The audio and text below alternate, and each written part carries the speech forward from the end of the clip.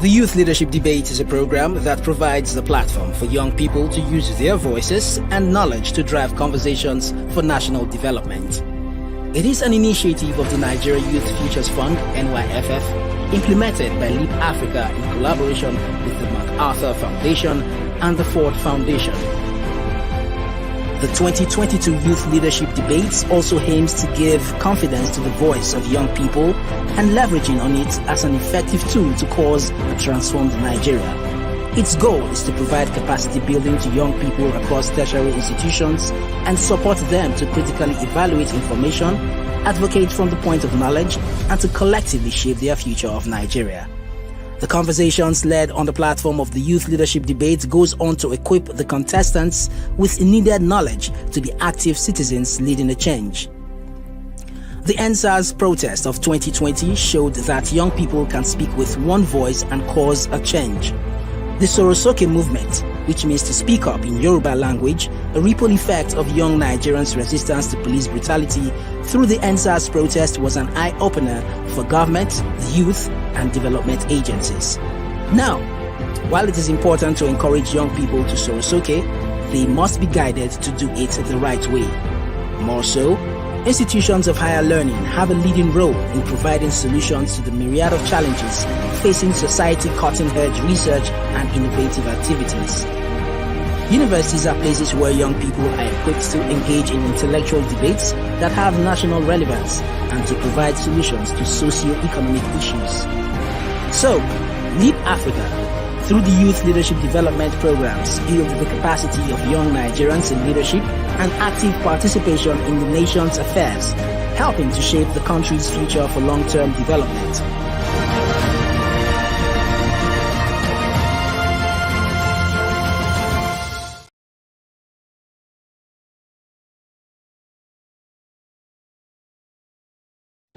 There's a huge innovation gap on the continent. You have young people who are talented and largely driven by passion, who go into starting enterprises without the requisite skills, knowledge, resources, relationships to be able to take them sustainably. We couldn't sustain the programs we did. We lacked financial capacity. It was just at the point where I was almost going to stop the idea. The SIP, Social Innovators program, was designed so that we can bridge that gap. We can fill that gap of capacity. Indirectly, when they invested in me as a young person, they've invested in the over 11,000 plus women that we've been able to empower. We're able to provide relief materials to over 3,000 inmates. For just the last 3 years, after being a LEAP fellow, we are able to achieve that goal to the highest level I can think about.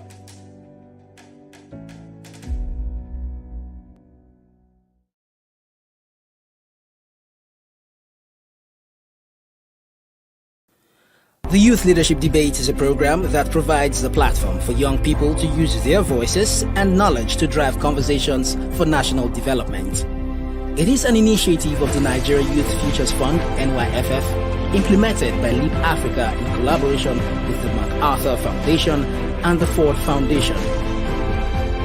The 2022 Youth Leadership Debates also aims to give confidence to the voice of young people and leveraging on it as an effective tool to cause a transformed Nigeria. Its goal is to provide capacity building to young people across tertiary institutions and support them to critically evaluate information, advocate from the point of knowledge, and to collectively shape their future of Nigeria. The conversations led on the platform of the Youth Leadership Debate goes on to equip the contestants with needed knowledge to be active citizens leading a change. The NSAS protest of 2020 showed that young people can speak with one voice and cause a change. The Sorosoke movement, which means to speak up in Yoruba language, a ripple effect of young Nigerians' resistance to police brutality through the NSAS protest, was an eye-opener for government, the youth, and development agencies. Now, while it is important to encourage young people to Sorosoke, they must be guided to do it the right way. More so, institutions of higher learning have a leading role in providing solutions to the myriad of challenges facing society, cutting-edge research and innovative activities. Universities are places where young people are equipped to engage in intellectual debates that have national relevance and to provide solutions to socio-economic issues. So, Leap Africa, through the Youth Leadership Development Programs, build the capacity of young Nigerians in leadership and active participation in the nation's affairs, helping to shape the country's future for long-term development.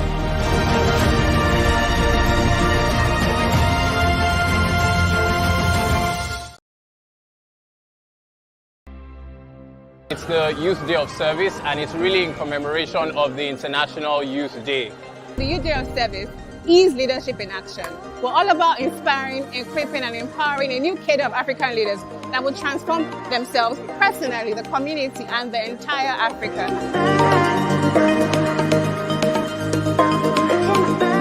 This is important because we're trying to also just promote and encourage volunteering. Everyone has come out today. Some of our partners have come out today to volunteer and support.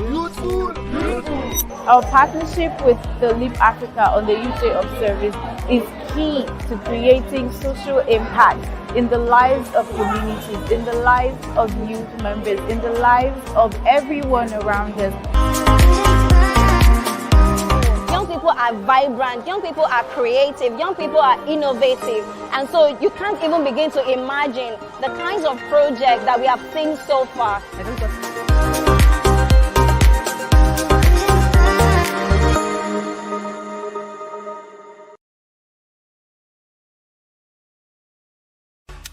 Are you tired? Are you tired? Are you tired of feeling like you're not making a difference in your community? Do you want to take action and create a better? Are you tired of feeling like you're not making a difference in your community? Do you want? Are you tired?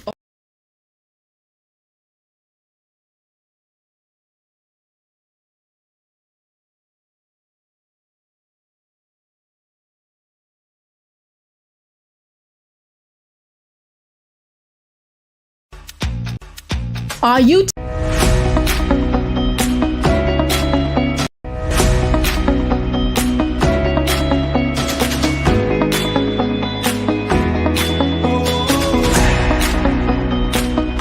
goal we had set for ourselves this year is to hit a minimum of 6,000 volunteers.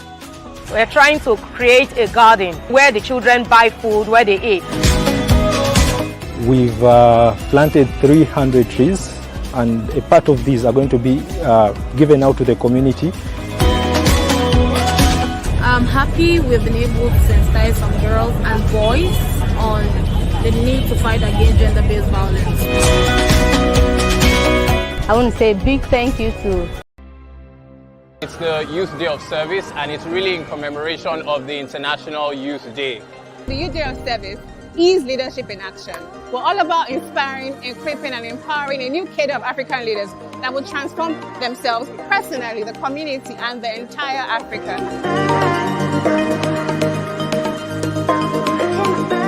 This is important because we're trying to also just promote and encourage volunteering. Everyone has come out today. Some of our partners have come out today to volunteer and support. Our partnership with the Leap Africa on the Youth Day of Service is key to creating social impact in the lives of communities, in the lives of youth members, in the lives of everyone around us. Young people are vibrant, young people are creative, young people are innovative, and so you can't even begin to imagine the kinds of projects that we have seen so far.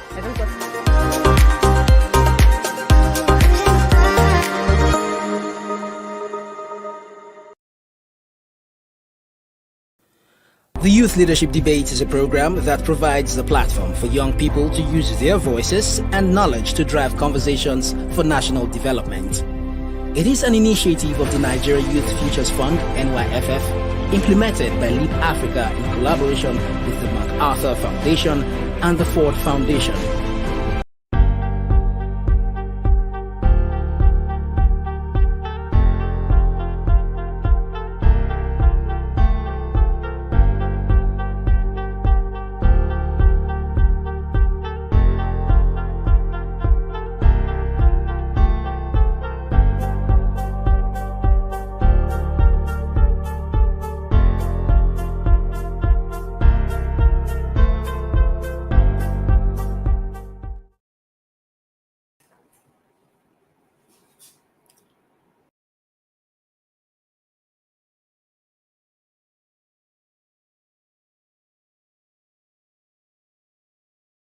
No, that's not.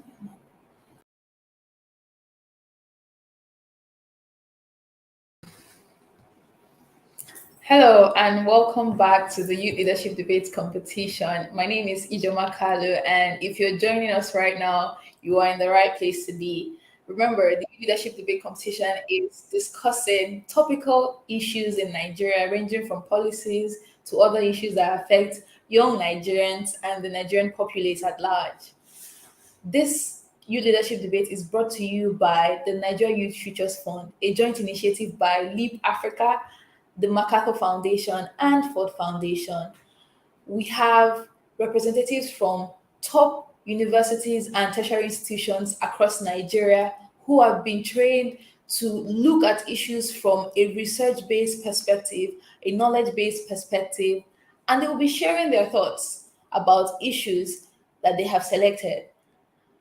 Yesterday was very insightful. We saw very serious conversations from universities like the University of Lagos, University of Ibadan, University of Abuja, Obafemi Awolowo University, Veritas University, Alexei Kwame University, Ladoke Akintola College, and so many more. We talked about issues ranging from unemployment, employability.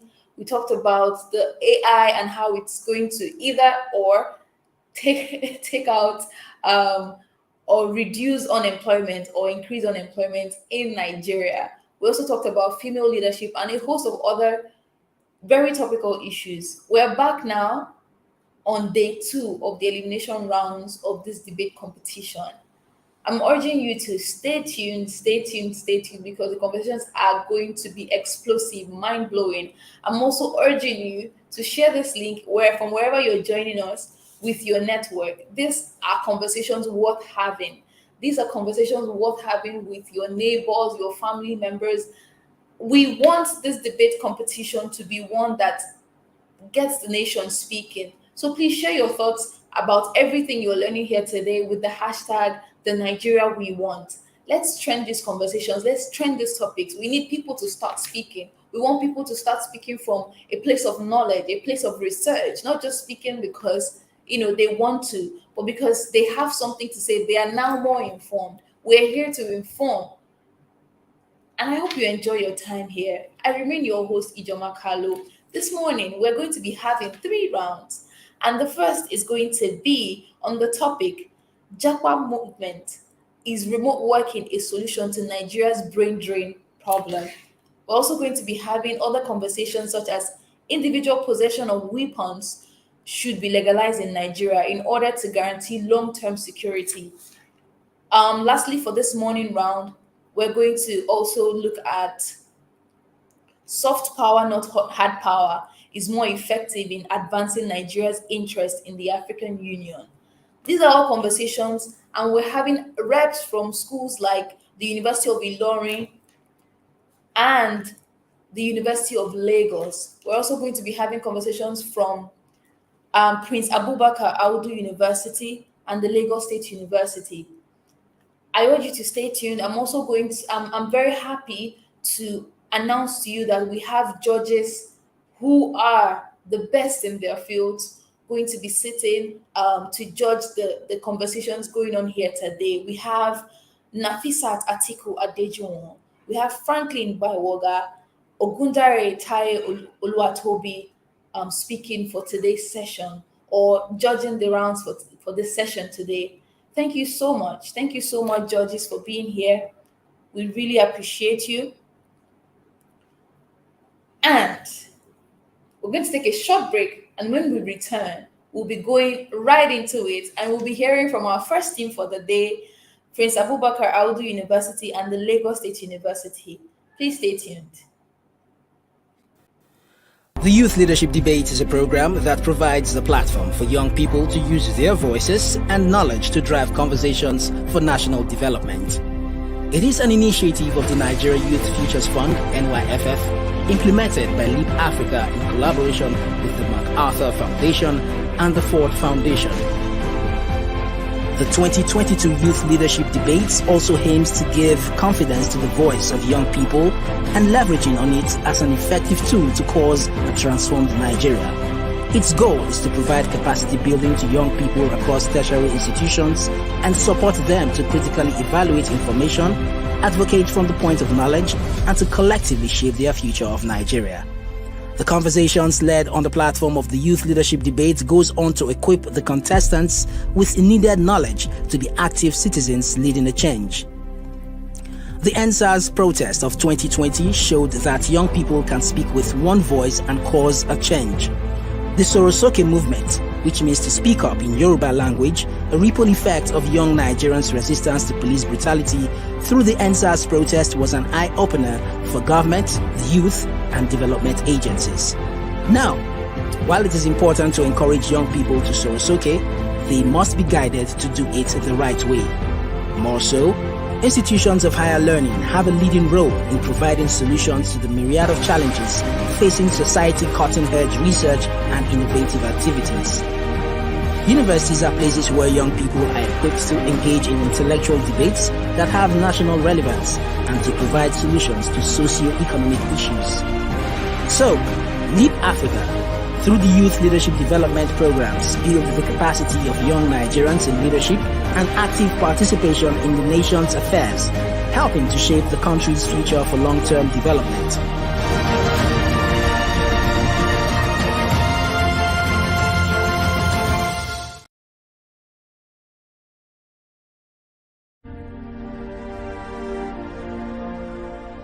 Our vision of Africa is one where our continent's potentials are fully realized through citizens who have cultivated leadership effectiveness, accountability, and professionalism. This is LIP.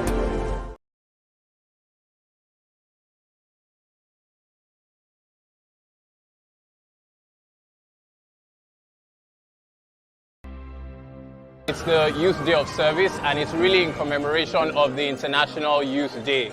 The Youth Day of Service is leadership in action. We're all about inspiring, equipping, and empowering a new cadre of African leaders that will transform themselves personally, the community, and the entire Africa.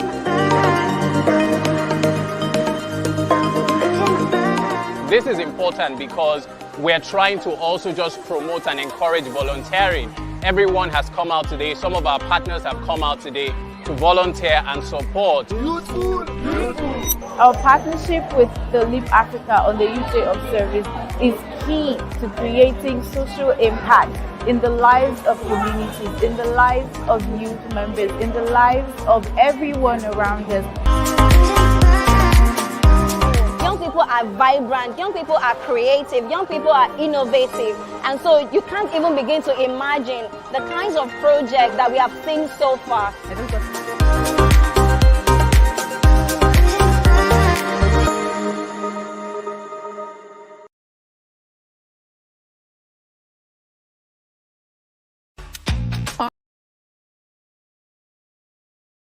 We have 5,000 volunteers subscribed to volunteering their time this year on different projects happening around Africa. During this week-long campaign, you can expect to see us in your neighborhood, painting your schools, painting hospitals, giving food at the orphanages. We're really excited to be here this morning. Lots of our team members are here, and it's part of our way at Leap Africa of giving back to our community in commemoration of the Youth Day of Service. We're really changing the narrative across Africa this year that young people, no matter how young you are, you can really be a big part of change. It goes to say that without the youth of today, there is no way we can achieve lasting social impact. And we just want to say a very big thank you to them. Leap Africa that makes this to happen in this our community. This is the force of its kind in our community. So Leap Africa, we appreciate you. I am youthful. I am useful.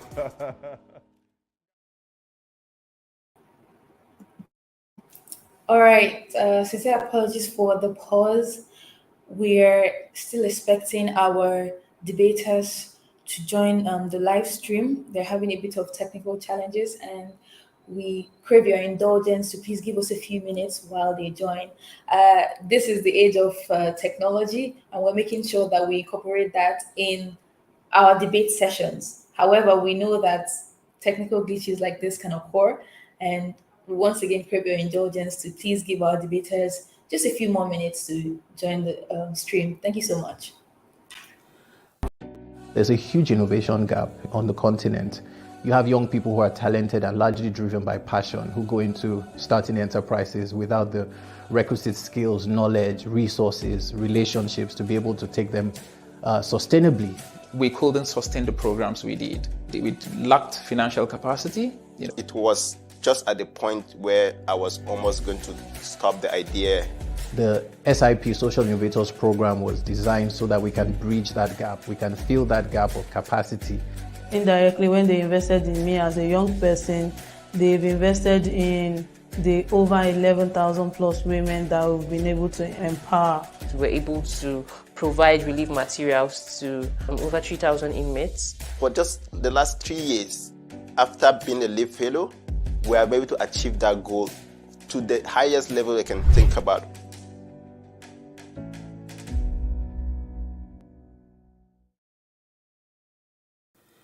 The Youth Leadership Debate is a program that provides the platform for young people to use their voices and knowledge to drive conversations for national development. It is an initiative of the Nigeria Youth Futures Fund, NYFF, implemented by Leap Africa in collaboration with the MacArthur Foundation and the Ford Foundation. The 2022 Youth Leadership Debates also aims to give confidence to the voice of young people and leveraging on it as an effective tool to cause a transformed Nigeria.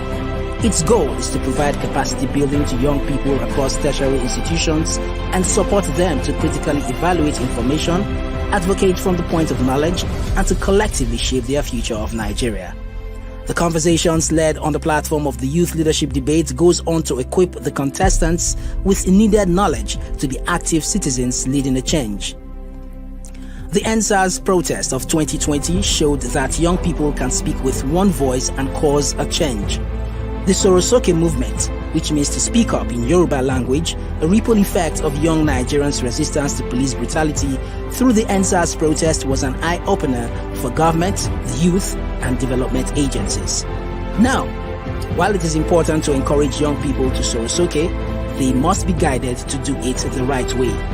More so, institutions of higher learning have a leading role in providing solutions to the myriad of challenges facing society, cutting-edge research and innovative activities. Universities are places where young people are equipped to engage in intellectual debates that have national relevance and to provide solutions to socio-economic issues. So, Leap Africa, through the Youth Leadership Development Programs, build the capacity of young Nigerians in leadership and active participation in the nation's affairs, helping to shape the country's future for long-term development.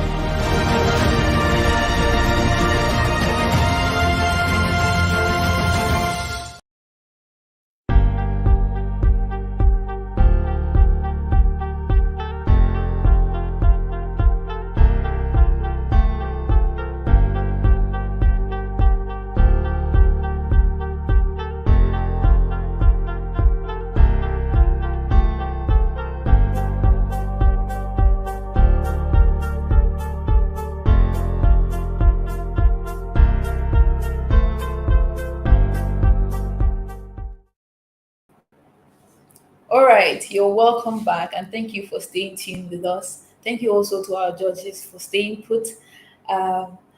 You're very welcome. Our contestants are also now on the live stream, so we'll be going right into it for the day. If you're just joining us, you are tuned into the Youth Leadership Debate competition, where we are discussing topical issues concerning Nigerians wherever they may find themselves. My name is Ijoma Kalu, and I am your moderator for today. I'm speaking live from the studios at Leap Africa. I would now like to get into it, first of all, by introducing our very own guests for the day. And I would like them to come on to the live stream and just wave at us with their videos on as I introduce them to the floor. First, we have Ms. Nafisat Atiku Adejuwon. We have Mr. Franklin Baiwoga, and we have Mr. Ogundare Taye Oluwatobi. I invite you all to unmute your mics and turn on your cameras and just wave a little hello to our viewers online. Hi. Hi, good morning, everyone. Good morning. Good Good morning. morning. Nice to have you here. Good Pleasure morning, to. everybody. Thank you Thank for having me. thank you so much. Thank you so much. Mr. Gundare, can we see your face? All right. Hello to our judges. When the time comes, our judges will be sharing with us their observations. And at the end of the day, we will also be getting the points that they have allotted to all the participants, all the debating teams here today. The judges also have their live scoring sheets right in front of them. So, debaters, as you start your debates, ensure that you keep to the rules because the judges are already imputing their points as you're debating. Thank you so much, judges. Thank you so much to our debaters. I would now like to go right into it. This morning, we have a very exciting topic that reads as follows: Japa movement. Is remote working a solution to Nigeria's brain drain problem? We have representatives from the Prince Abubakar Audu University and the Lagos State University. Prince Abubakar Audu University will be opposing this statement. Remote working is a solution to Nigeria's brain drain problem, while the Lagos State University will be opposing the motion.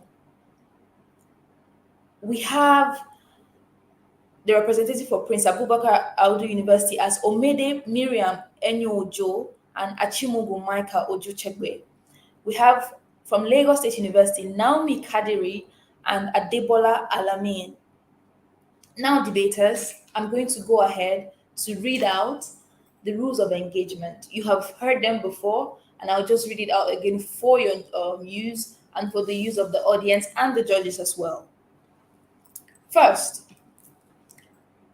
speaker from both the opposing and proposing sides have 5 minutes to offer substantive arguments, define their key terms, and set their burdens. The second speakers from both sides have 3 minutes to continue the arguments as the first speakers have laid out. After both the first and second speakers from both sides have spoken, we will give 30 seconds to each side to offer cross-examinations for the arguments that have been laid out by their opponents. After the cross-examinations are done, each team will be allowed 1 minute to come back to crystallize their points for the round. Debaters, you will be penalized if you go past the allotted time for each of your speakers to make their statements. You will also be penalized for inappropriate conduct, objectionable language, severe personal attack on other debaters, falsified evidence if proven false by your opponent or by the judges. Please remember, our judges are professionals in their own rights, and some of the things you're talking about today are things they're very familiar with.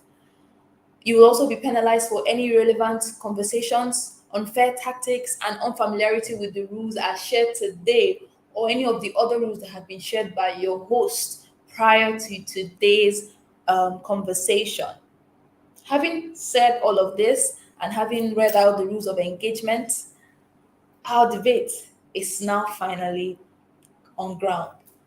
I would now like to call on the first speaker from Prince Abubakar Audu University to give their first statements. Omede Miriam Enyo-Ojo, you have the floor now, and you have 5 minutes. Over to you, Miriam.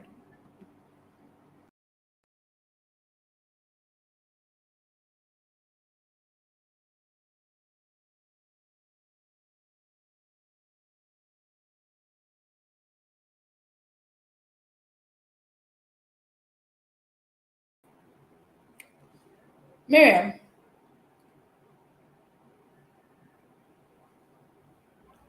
Hello, Miriam. We're ready to hear you.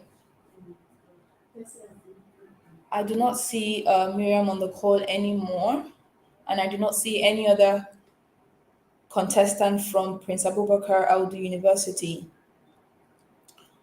That being the case, I will call on the first speaker from Lagos State University to start their rounds. Your timer will start again. Lagos State University, you have the floor now, and I believe your first speaker is Naomi Kadiri. Naomi Kadiri, you have the floor.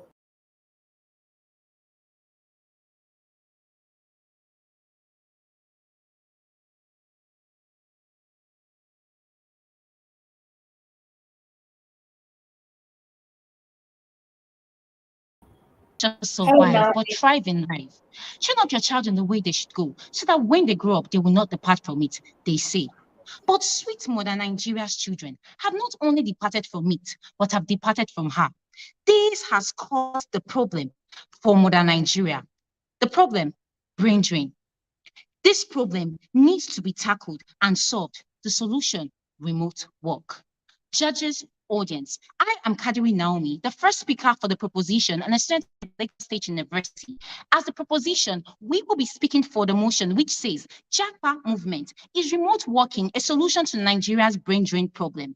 Before delving into substantive arguments, it is pertinent to explain the meaning of certain keywords in the motion, which are remote working and brain drain. According to Quails Nigeria, remote working, also known as telecommuting or teleworking, allows individuals to work from a location outside of a traditional office setting, typically using technology such as computers and stable internet to stay connected with their colleagues and perform their job responsibilities.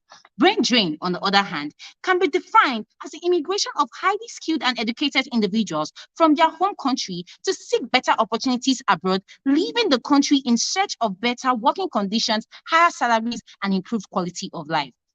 I will now be delving into my substantive arguments using the acronym LEAP, LEAP. The L, which stands for leveraging on contributions of skilled professionals. The E, elimination of geographical barriers. The A, access to global markets. And the P, partnership models. Now to my first point, leverage on contributions of skilled professionals. The rise of remote work has provided professionals with the ability to contribute to work in their countries or work in their home countries without the need for physical presence. Through remote working, skilled individuals living abroad remain helpful back at home. They connect and contribute their expertise, thus negating the loss of talents that previously characterized the migration. The International Organization for Migration in 2019 reported that remote working enables seamless collaboration and knowledge and skills to their countries of origin through collaborative training programs and research projects. Through online platforms, expatriate professionals can also engage in research projects, share their expertise, and mentor individuals in their home countries to facilitate the transfer of knowledge and skills, promoting development even in the absence of physical presence. By enforcing remote work options, Nigeria can retain its skilled professionals who might otherwise seek opportunities abroad. Moving forward to my second point, elimination of geographical barriers. The United Nations Development Programme reported in the year 2020 that remote work indeed offers a viable solution to this brain drain problem by allowing skilled professionals to work for both Nigerian and foreign companies remotely. This approach enables Nigeria to retain their expertise while within Nigeria's borders. In addition to my third point, remote work grants access into the global market. Remote work allows Nigerian professionals to tap into the global market and collaborate with international clients and companies. By embracing remote work arrangements, organizations can easily access Nigeria's local talent. This allows for a diverse range of perspective and expertise, enhancing innovation and problem-solving capabilities within Nigerian industries. Conclusively, the partnership model. According to the Future Workforce Report 2022, published by Upward, a global freelancing platform, in the United States of America, USA alone, 60% of hiring managers are struggling to find quality talent needed to fill up roles, and as a result, are exploring creative ways to tackle the shortage. The solution and destiny of this great country lies on the shoulders of markets such as Nigeria through global skill partnership model. Nigeria therefore stands to benefit a remote work and migration partnership model that can provide safe, regular and widely routes for these youths to match, while ensuring such partnerships contribute to building opportunities and furthering economic growth at home. Ladies and gentlemen, having canvassed my arguments with the acronym LEAP, Africa, and not just Nigeria, will solve the brain drain problem through remote work in Nigeria. Thank you. All right, thank you so much, Team Lagos State University. Lagos State University is proposing the motion that remote working is a solution to Nigeria's brain drain problem as pertained to JAPA movement. Thank you so much, team Lagos State University. I see now that the team from Prince Abubakar Audu University are on the call. So I'll be calling on their first speaker, Omede Miriam Enyojo, to go ahead now to oppose that motion. Omede Miriam Enyojo, you have the floor now and you have 5 minutes. Good day, everyone. The word Japa movement has become a household slang in the Nigerian society for the past few years. Japa is a word coined from the Yoruba ethnic group of Nigeria, meaning to flee or to go or to run away. Now, in more formal terms, the Japa movement means Nigerians migrating from their home country to a foreign country where they have better working conditions. Now, to data analysis. Statistica, an online platform, reported in January 2023 that the cost of living for an individual in Nigeria is about 43,500 naira monthly. That means that a Nigerian who earns within the 30,000 naira minimum wage can barely afford a comfortable life in Nigeria. That is to say that apart from unemployment, the working condition and cost of living in Nigeria is one of the major reasons for Japa in code, that is the migration of Nigerians or the brain drain issue that we have currently. Also, the cost of transportation, cost of feeding increases as the day goes by in this country. And so an average Nigerian who is earning the minimum wage, for instance, cannot afford a comfortable life. Also, the working condition in Nigeria has been one of the major sponsors of brain drain in Nigeria. Let us examine the health sector in Nigeria, perhaps the most affected sector by brain drain in the country. A report by the National Association of Resident Doctors shows that 6 out of 10 doctors are seeking opportunities to leave the country. Now, the policies that has been put in place by the National Assembly to address this issue of brain drain in the health sector was to come up with a bill to restrict Nigerian doctors from leaving the country for a period of 5 years before they can be granted full license. This also shows that apart from bad working environments, bad policies of Nigerian government leaders has also been a sponsor of brain drain in Nigeria. Let us examine the minimum wage issue in Nigeria. One would expect that minimum wage would be flexible so as to reflect the current living and working condition in Nigeria and the cost of living. However, the minimum wage has been on a stagnant 30,000 naira without paying regards to the cost of living in the country. Also, the issue of insecurity. Daily, every Nigerian lives with the fear of being kidnapped, either being kidnapped, robbed, raped, or even being involved in a bomb blast situation. Nigerians would rather, for the safety of their life and that of their family, go outside the country, seek greener pastures, and ensure that they live a peaceful life. In December 2022, a pregnant woman in the season or in the spirit of the season went out to enjoy the festive season period with her family. She was shot dead by a police officer who is normally supposed to protect her. This is the story of Omobolale Rahim, who was killed in Lagos State, Nigeria. So it is disheartening that the government body who should be in charge of protecting the citizens are actually perpetrators of insecurity. And that is why a lot of persons would leave the country to seek greener pastures. Also, we have the issue of the EndSARS in 2022, where a lot of Nigerians went out to protest against the living condition in the country and lost their lives. I do not dispute the fact that remote jobs can, in their own way, contribute to reducing brain drain in Nigeria. But the issue of brain drain is way beyond what remote jobs alone can solve. The standard of living, the cost of living, and the working environment of Nigerian workers have to be put in consideration before we can properly address the issue of brain drain, or as the slang says, the Japa movement. Thank you. All right, thank you so much, Miriam Omede, for your arguments. Sincere apologies, the timer was not coming up on your own speaking time, but I see that you also timed yourself, so that's very great. Thank you for that. I'm going to now quickly call on the second speaker from the Lagos State University team. That is Adebola Alamin. Adebola Alamin, you have 3 minutes to continue the arguments on behalf of your team. You have the floor now, Adebola. Then the mountain will go to Mohammed. In the next 3 minutes, I shall prove to you how Mohammed can go to the mountain without leaving his home. The judges, audience, I am Adebola Alamin, the second speaker for the proposition and a student of Lagos State University. I will further be supporting our stance with 2 points and further recommendation. The first, practical successful example. The second, improvement of quality life. Ladies and gentlemen, my first point, the land is green, the harvest is ready, and I will tell you why I say so. There are 2 companies that have significantly solved the problem of brain drain through remote working. They are Andela and Ganea. Andela is a company that connects African software developer with global tech company through remote work arrangement. It provides training and mentorship program to develop local talent and then matches them with international clients for remote work opportunity, thereby contributing to the growth of local tech ecosystem. Gebeya is another platform that focuses on connecting African IT professionals with clients worldwide. It offers a marketplace where companies can hire remote African talents for various IT services, including software development, data analysis, and digital marketing. By providing access to remote work opportunities, Gebeya aims to retain skilled professionals in Africa and promote economic development.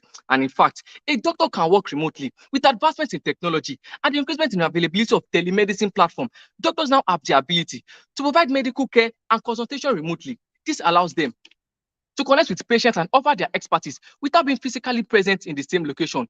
One of the main advantages of remote work for doctors is the availability to reach patients who may have limited access to healthcare services. To my second point, improving quality of life.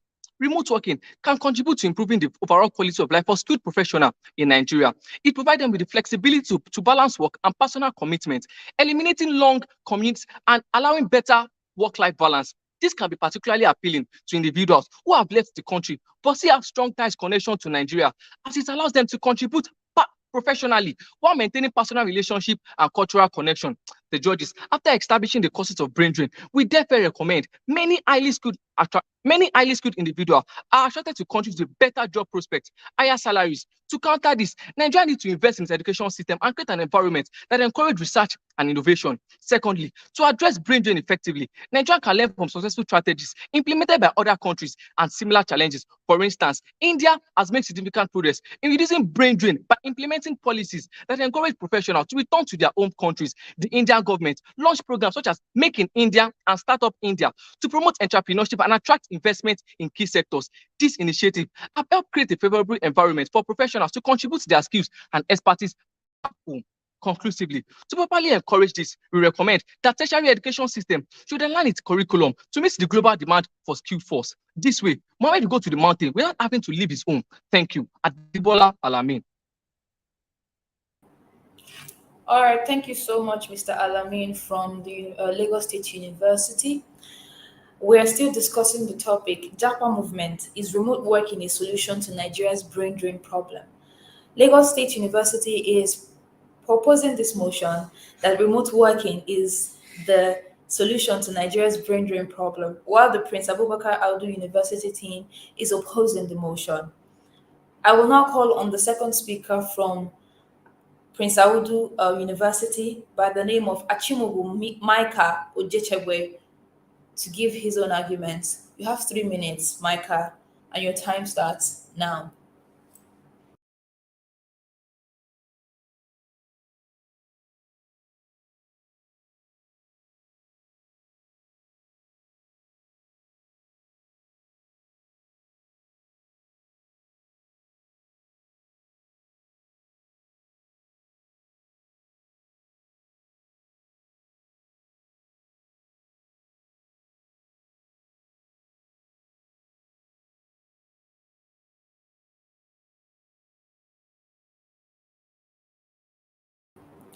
All right, I don't see Mr. Micah on the call. I see that the first speaker from Prince Audu University is here, and I do not know if Mr. Micah is right there with her. So, Omede Miriam, please could you unmute yourself and speak for your team? If not, would have to pass over your team right now. Hello, Miriam. Can you hear us? All right. The team from Prince Abubakar Audu University are no longer on the live stream, and with that, they have passed on their chance for their second speaker to continue their arguments. I will now. Okay, they have returned. I believe the team must be having a bit of technical challenges. Miriam, you're up now. Mr. Micah, please go ahead.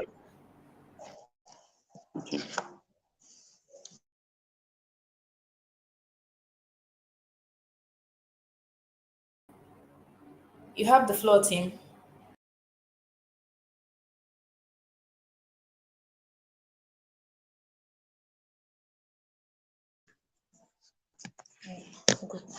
Okay, I'm sorry everyone. We've been having network issues because it rained over here. But I hope you can hear me. Oh, Not a problem. We can hear you loud and clear. Please continue. The timer can will you hear restart me? for you. Yes, we can. The timer will be restarted for you, but your time starts now. Please steady your camera and start your arguments. Okay. I would like to state the point that the first speaker of Lagos State University failed to explain how remote jobs, failed to sufficiently explain how remote jobs would address the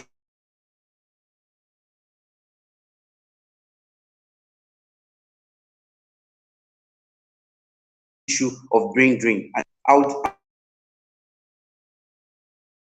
would like it would be interesting to note that these skilled professionals would not, with all their skills and as professionals, would not want to stay in a place where they do not have good working environment and good living environment.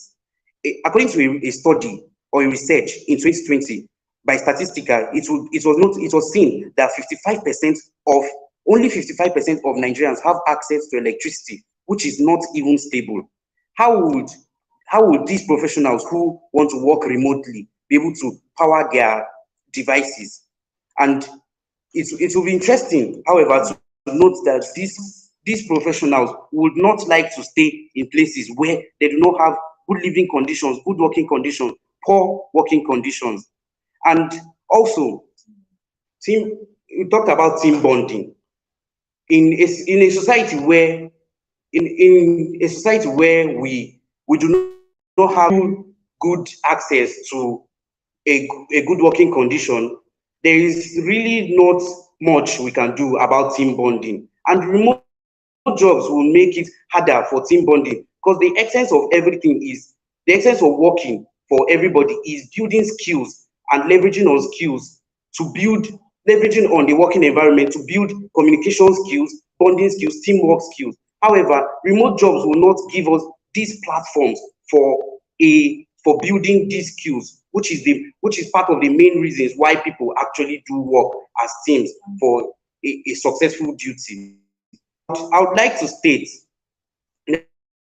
that we should think and imagine a society where everything works and then everybody, where there is no sectionalism between the elites and non-elites, and where there is no sectionalism between a good working condition and a bad working condition.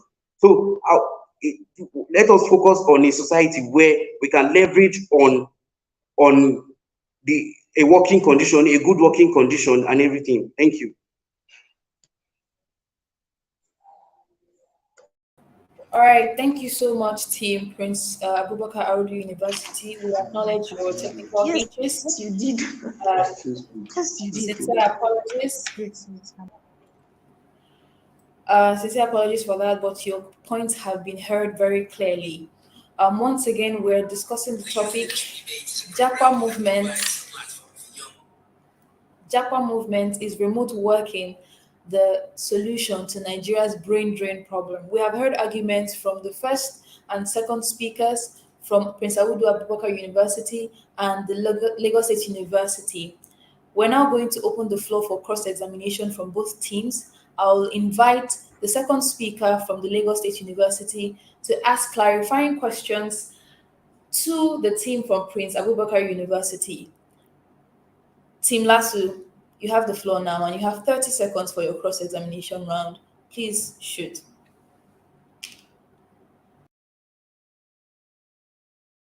Remote work, a solution. Meaning, this is a solution amongst many other solutions, not the solution, the only solution. And yes, the first speaker of the opposition, said she agrees that remote work is a solution to brain drain problem in Nigeria. She said she agrees. And she also mentioned better living system. The crime rate in United Kingdom was 75.88 per 1,000 people in 2022 to 2023, according to UK crime and safety state statistics. And Nigeria crime rate and statistics in 2016 to 2023 says crime rate is 21.99 per 100,000 population. This means that the crime rate in UK is still higher than that in Nigeria. And it significantly shows that Nigeria are moving to UK. According to NMA, is that Nigerians are still living in Nigeria for UK, not because of this security, but for higher financial status. Thank you. Team Lasso, you have exhausted your 30 seconds. Please now note that the 30 seconds will be deducted from your 1 minute closing statements. Team Abubakar, Prince Abubakar Audu University, you have the floor now for your 30 seconds. 30 seconds cross-examination rounds. Please ensure to stick to the time. Prince Abubakar University, you have the floor.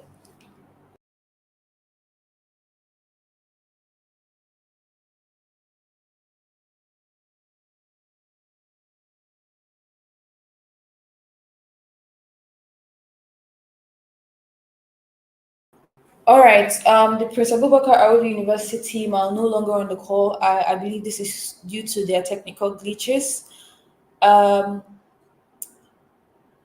With that being the case, we will allow the Lagos State University to complete their closing arguments with the last 30 seconds, and then we'll invite the judges to offer observations on the points that have been laid out here today already. Lagos State University, you have the floor and you have 30 seconds. Please go ahead.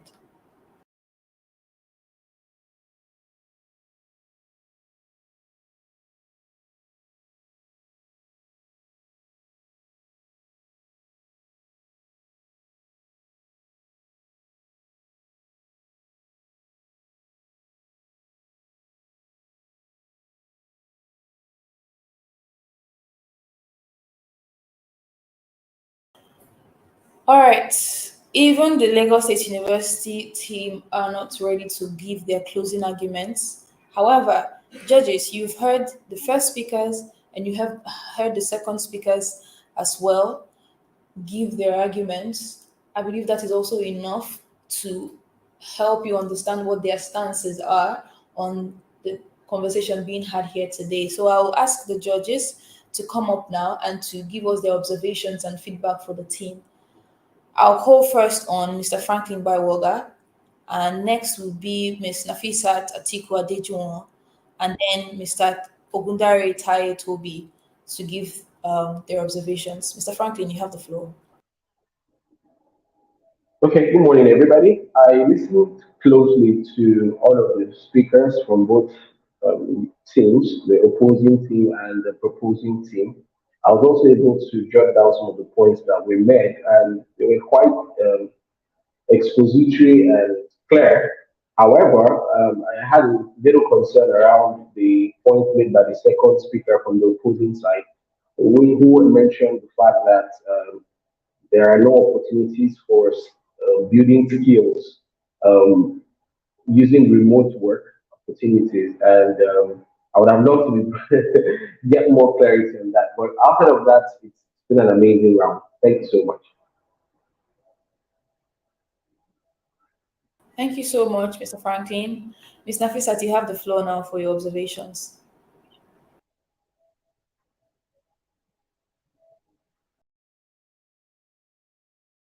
Talking about Lagos State University, for me, I think the speakers were quite eloquent. I was impressed by the way they were able to put across their points, and it shows that they are not newbies in the field when it comes to communication and public speaking. So I would just say that they can only go up from here. The only critique I would give them is to show up their research in the sense to understand better the topic or the point of discourse or debate which they are trying to push forward across. But I was quite satisfied with the way they debated the topic that they had chosen. For the Prince Abubakar University, I had a real challenge trying to understand, the clarity of the points they were trying to put across, what they really wanted to achieve with, the speeches that they gave. And I felt like they need to do better in terms of eloquence, language, and persuasiveness, and also deeply understand the issues that they are trying to advocate for or speak on. I didn't feel like they had an in-depth understanding or knowledge of the topic that they were trying to debate on. So that's it from me. Thank you. Thank you so much, Nafisat, for your observations. Team Prince Abubakar Audu University and Lagos State University, I hope you've taken the feedback. I'll now call on Mr. Ogundare Toby to give his observations. Thank you so much. First, kudos to all of the two teams from Lagos State University. So I'll make this very brief. One, I think the counterfactual or the alternative that Lagos State University gives is a very beautiful one, and we must give them kudos to that. So like the other judge talked about, I think the Prince Abubakar University, they need to work on clarity. They need to tell us what the arguments are and why the arguments are relevant to the debate. Because the major push we get from LASU in this debate is there are alternatives that that exist to curb all of these problems they faced. I think they needed to show us why those problems are unique, and that particular alternatives model that LASU gave really do not solve those problems. So I think they should work on their clarity. They can work on team synergy, and all the best in previous rounds. Thank you so much. All right, thank you so much, judges. Thank you so much for your observations. I also know that you have started to put in the points on the live streams, so well done on that. Thank you so much. I'm now going to ask the members of the Lagos State University team who are still on the call to go off the call to give chance for the next teams to come up. We're going to take a short break, and when we return, we'll be hearing arguments from the University of Lagos and the University of Ilorin on the topic: Africa should be prioritizing climate action versus other critical issues such as education, poverty, and unemployment. Please stay tuned as we return. Thank you. The Youth Leadership Debate is a program that provides the platform for young people to use their voices and knowledge to drive conversations for national development. It is an initiative of the Nigeria Youth Futures Fund, NYFF, implemented by Leap Africa in collaboration with the MacArthur Foundation and the Ford Foundation. The 2022 Youth Leadership Debates also aims to give confidence to the voice of young people and leveraging on it as an effective tool to cause a transformed Nigeria. Its goal is to provide capacity building to young people across tertiary institutions and support them to critically evaluate information, advocate from the point of knowledge, and to collectively shape their future of Nigeria. The conversations led on the platform of the Youth Leadership Debates goes on to equip the contestants with needed knowledge to be active citizens leading a change. The NSAS protest of 2020 showed that young people can speak with one voice and cause a change. The Sorosoke movement, which means to speak up in Yoruba language, a ripple effect of young Nigerians' resistance to police brutality through the NSAS protest, was an eye-opener for government, the youth, and development agencies. Now, while it is important to encourage young people to Sorosoke, they must be guided to do it the right way. More so, institutions of higher learning have a leading role in providing solutions to the myriad of challenges facing society, cutting-edge research and innovative activities. Universities are places where young people are equipped to engage in intellectual debates that have national relevance and to provide solutions to socio-economic issues. So, Leap Africa, through the Youth Leadership Development Programs, build the capacity of young Nigerians in leadership and active participation in the nation's affairs, helping to shape the country's future for long-term development.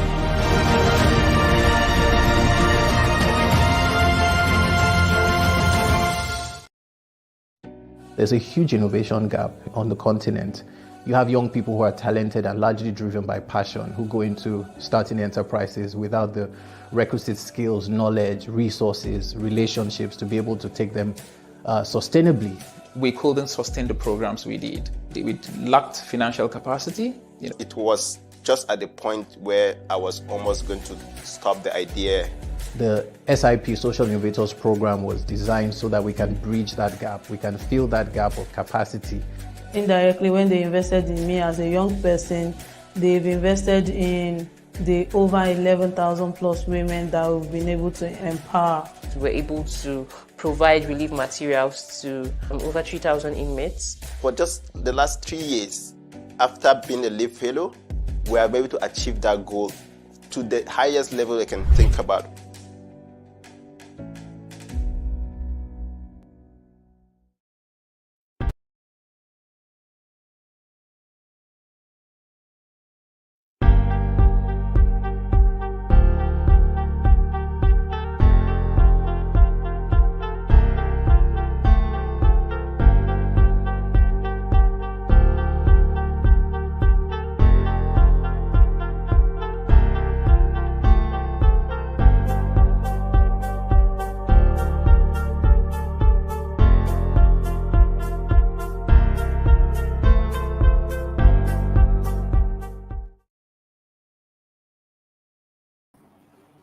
All right, you're welcome back. You're welcome back. You're welcome back. I see that we have a couple of people joining us from YouTube and from Facebook, but I would like to now take a moment to plead with you. If you're already on the live stream on YouTube or Facebook, please share this link with people in your network. These are conversations that are worth having. So why don't you want your friend or your family to come listen into this? Please and please share the link once again. We are back here on the Youth Leadership Debate Competition, and we are on round 8 of the elimination rounds of the debate. We're discussing the topic, Africa should be prioritizing climate action versus other critical issues such as education, poverty, and unemployment. We're going to be hearing arguments from the University of Lagos and the University of Ilorin. We now have them on the call. I see representatives from the University of Lagos on the call, and they will be proposing this argument, while the University of Ilorin will be opposing the arguments. I have the first speaker from the University of Lagos, and I will be wasting no more time to call her up on the stage.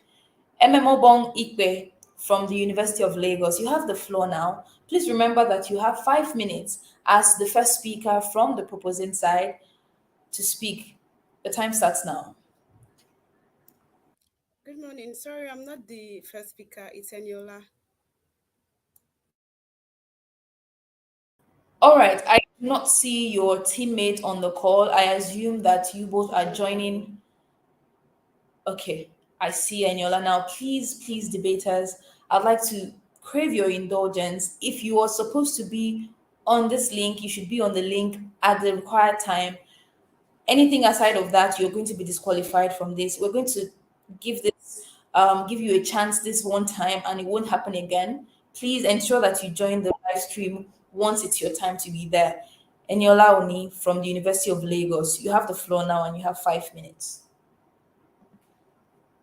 Thank you very much. Please, can you hear me?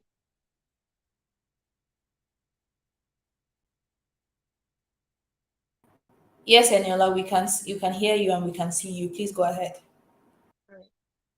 I speak before you today with a sense of urgency and determination.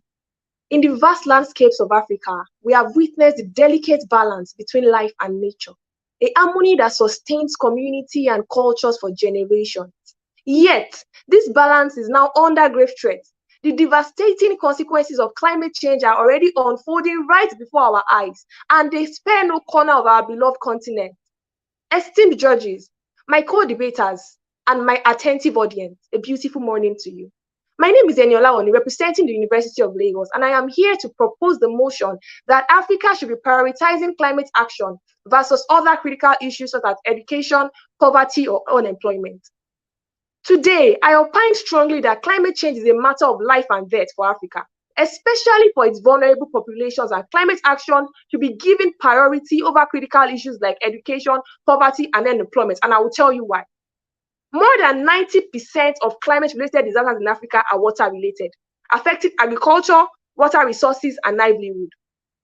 Agriculture, being a primary source of income and food production, for many African countries is highly vulnerable to water-related challenges. While flood can destroy crop and soil fertility, these disruptions in agriculture have direct implications for food security as they diminish the availability and accessibility of food, leading to hunger and malnutrition among vulnerable populations. Furthermore, water scarcity born out of droughts due to climate action, of course, affects not only agricultural practices, but also water resources critical for drinking, sanitation, and hygiene. Insufficient access to clean water puts millions of people at risk of waterborne diseases, leading to an adverse effect on their health condition and a further strain on the already limited resources that we have in Nigeria to cater for their health. The cycle of water-related disasters and their impact on agriculture and livelihoods created a cycle of vulnerability, particularly for rural communities in Africa that are heavily dependent on natural resources for their sustenance. In addition to this, a large portion of Africa's population relies on rain-fed agriculture for their livelihood. So change in precipitation patterns and prolonged droughts threaten crop yield and agricultural production. According to the United Nations Environment Programme, Africa could experience a 20% to 50% reduction in crop yields by 2050 due to climate change. Imagine that. Already, with our current crop yield, we experience about 70% of wastage. So imagine what happens when the original crop yield is now reduced by half. In addition, climate change poses significant threat to public health in Africa, particularly through its impact on vector-borne diseases and waterborne diseases. Vector-borne diseases such as malaria are transmitted by insects like mosquitoes that thrive in warm and humid environments. As temperatures rise and weather patterns change, these disease-carrying vectors expand their range and become more prevalent in areas previously unaffected. This leads to a higher risk of malaria transmission, posing a major health challenge in many African countries where the disease is already endemic. This increased incidence of malaria can overwhelm the healthcare system and put additional strain on already limited resources, resulting in illness and deaths. Similarly, waterborne diseases like cholera become more prevalent as extreme weather events such as heavy rainfall and flooding contaminate water sources and disrupt sanitation systems. These disasters can cause the spread of waterborne pathogens, leading to outbreak of cholera and other related diseases.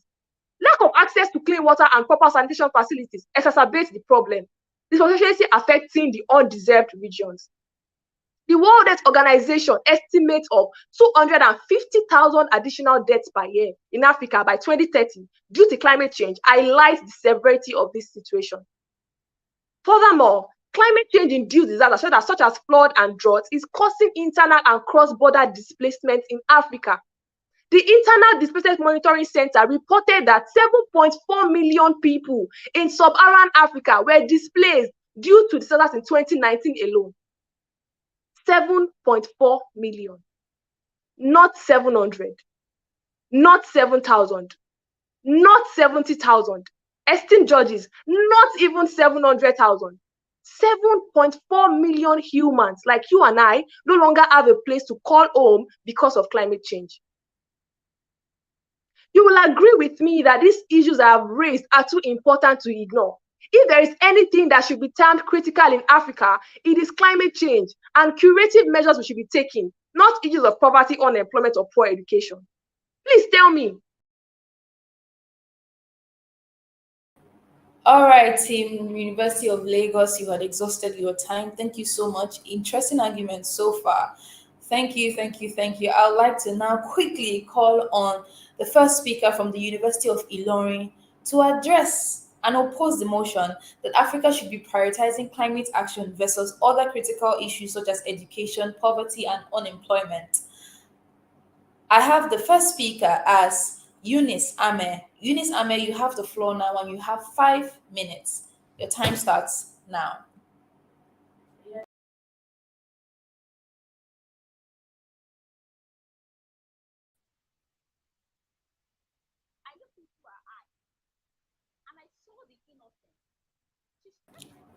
Hello, Eunice. I would advise that you disconnect your headset. We cannot hear you with that headset. Please disconnect and try again. All right. Yeah. Yeah, you're loud and clear. Please go ahead now. Your time starts. I looked into her eyes and I saw the innocence. She stretched her hands to me and said, "Auntie, buy granite." Well, I never had any need to buy the granuts, but I looked at her. She was just a 6-year-old child. I bought the granuts. This is a child that could be your sister. She can be your daughter. She can even be your cousin or your niece. But she's out of the streets, hawking in Kaduna State. I said to myself, what could be the cause of this problem? Ladies and gentlemen, and I will ask you, is it unemployment? Is it poverty? Or is it decline in education sector? Because obviously, this child ought to be in school. Good day, ladies and gentlemen. I am Ahmed Joseph Yunis from the prestigious University of Ilorin, and I would like to oppose the motion that says African countries should adopt to prioritize climate change versus other critical issues such as education, unemployment, and poverty. All protocols duly observed. In a news release on August 1st, 2023, by Global Finance, African countries ranked top 10 poorest countries in the world. Despite its claim to large resources, Africa remains the poorest continent in the world. What would have led to this? Illiteracy, political instability, unfavorable trade policies. According to African Development Bank in 2015, 1/3 of Africa's then 420 million young people between 15 and 35 years are unemployed. And another third vulnerable employment between them it's 1 and 6 was in the wage unemployment. According to United Nations article, it is widely accepted that most of Africa's education and training programs suffer from low quality teaching and learning, as well as inequalities of exclusion at all levels. Climate action is a critical factor that we all must look into. However, ladies and gentlemen, it should not be a priority over education. Poverty, education, and unemployment in Africa should be a priority. And I will take you on reasons why it should. I will show you why. Briefly, I will tell you immediate needs.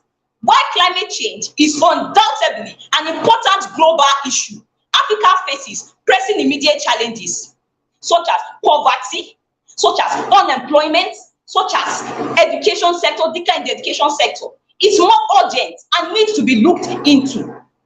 Limited resources. My opponent talked about climate change. We should put our resources into climate change, but she failed to understand that climate change is it's very expensive for a developing country like Nigeria and for Africa at large. We cannot afford it, and we cannot divert our resources into climate change. However, development and economic growth will be fostered by diverting the resources into poverty, into education sector, and even into unemployment. There are so many odds are high. There are so many unemployed youth in Nigeria. We should divert resources here. Ladies and gentlemen, look, I didn't come here to dispute the fact that climate change is eating deep into our economy. And yes, we can do something about it by creating renewable energy. I didn't come here to dispute the fact. But what I'm saying is that education, poverty, and unemployment are more crucial factors that should be prioritized. Global responsibility. Climate change is a global issue, and not just Africans, but every nation should come together to ensure that we solve this problem. However, the education sector in Africa, the rate of poverty in Africa, the rates are alarming. But then it should be more prioritized. Ladies and gentlemen, I conclude by saying, just like the girl I gave the story about, she should be in school. The parents are poor, they can't afford it. The resources should be diverted towards taking care of poverty, unemployment, and the education sector, not the climate change. It's too expensive for us. Thank you.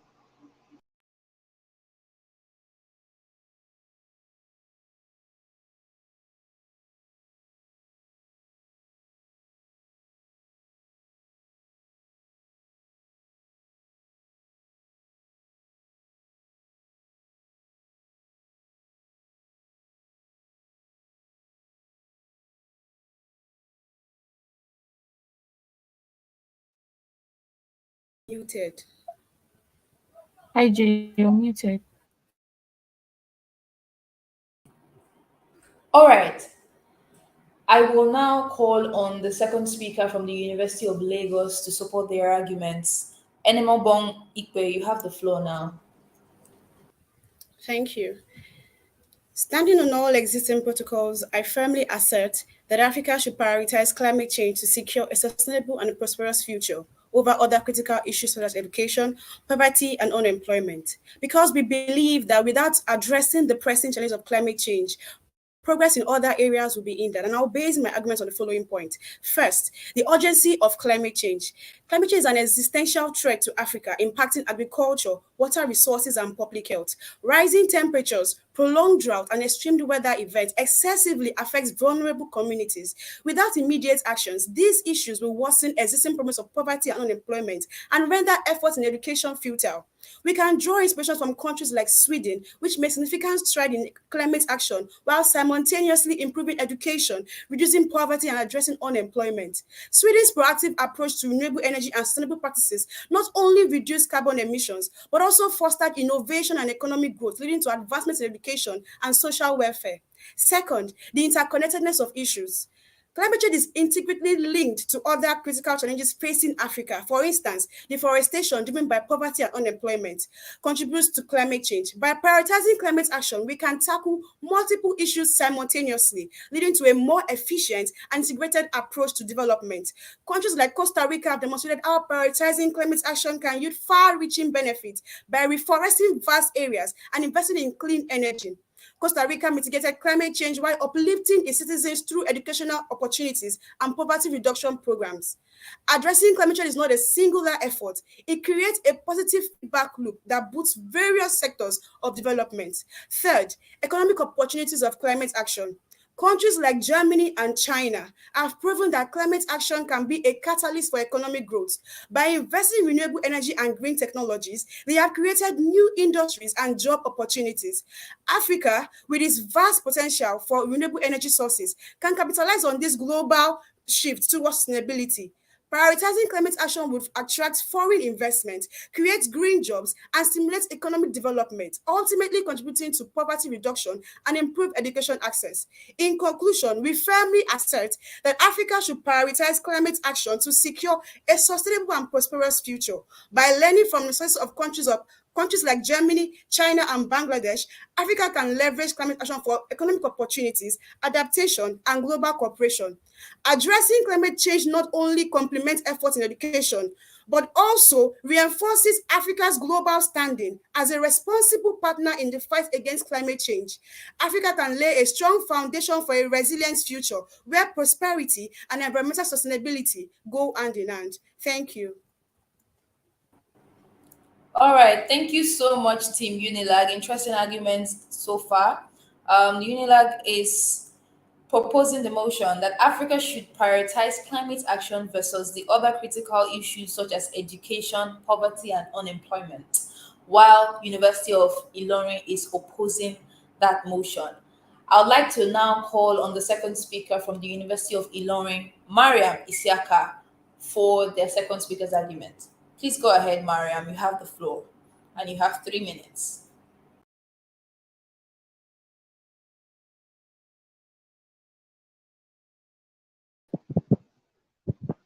Okay. Okay.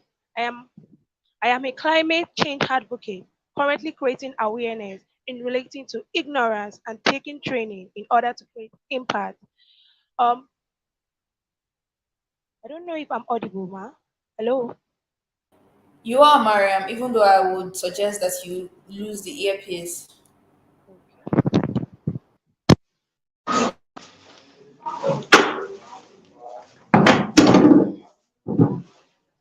Okay. Okay. I am a climate change advocate. I'm currently creating awareness in relating to ignorance and taking training in order to create impact about climate change patterns. I would like to oppose the motion which says that Africans should focus more on addressing climate action rather than other important factors such as unemployment, poverty, and other aspects of education. So before I go further, I would love to say something. According to the World Bank, in 2019, about 39% of the sub-Saharan African population live below the international poverty line of 1.90% per day.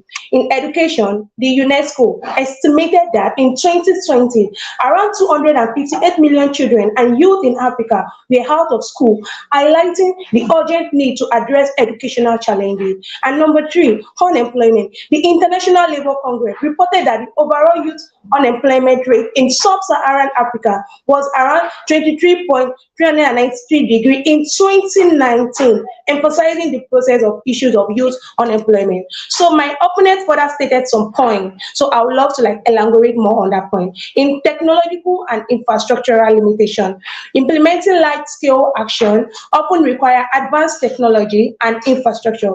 Many African countries might face challenges in adopting and implementing such technologies due to limited technological resources and infrastructure.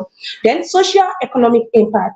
Overemphasizing climate action could lead to unintended consequences on certain sectors of the economy that heavily rely on traditional industry. Number three, why climate action is essential.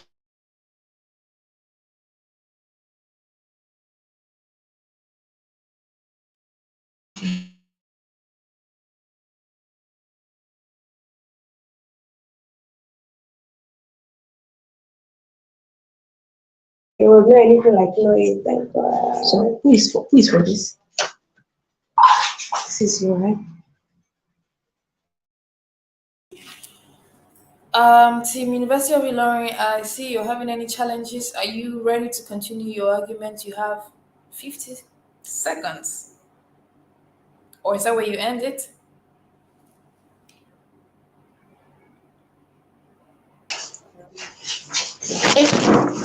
Okay, ma'am. So in conclusion, I would love to say that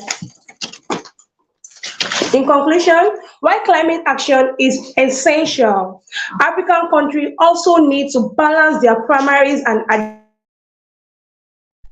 like poverty, education, and unemployment, which have a direct impact on their citizen well-being and future unemployment. Thank you very much.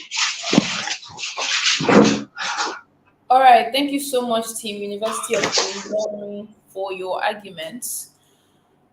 We have now heard arguments from both speakers from the University of Lagos and the University of Ilorin on the topic, Africa should prioritize climate action versus other critical issues such as education, poverty, and unemployment. I will now yield the floor back to the team at University of Lagos to offer their cross-examinations to the University of Ilorin team. University of Lagos, you have 30 seconds for your cross-examinations. I believe Enemobong is going for your cross-examinations, and you have the floor now, Enemobong. Thank you. I would like to ask my opponent, in a world where sustainability is becoming a key criterion for international partnerships, how can Africa afford to ignore the global responsibility of climate action? Do you also agree that tackling climate change can result in technological advancement and innovation, which in turn can enhance educational system and economic opportunities? And then also, considering the alarming impact of climate change on vulnerable communities, can we afford to neglect climate action while addressing poverty and unemployment? If we do not tackle the climate change now, when do we tackle it? How can we provide quality education in a place where you cannot live? Can dead people go to school? Thank you. All right, interesting cross there, University of Lagos. I will now call on Mariam Isiaka from the University of Ilorin for their own cross-examinations. Mariam, you have the floor once again. You have 30 seconds this time.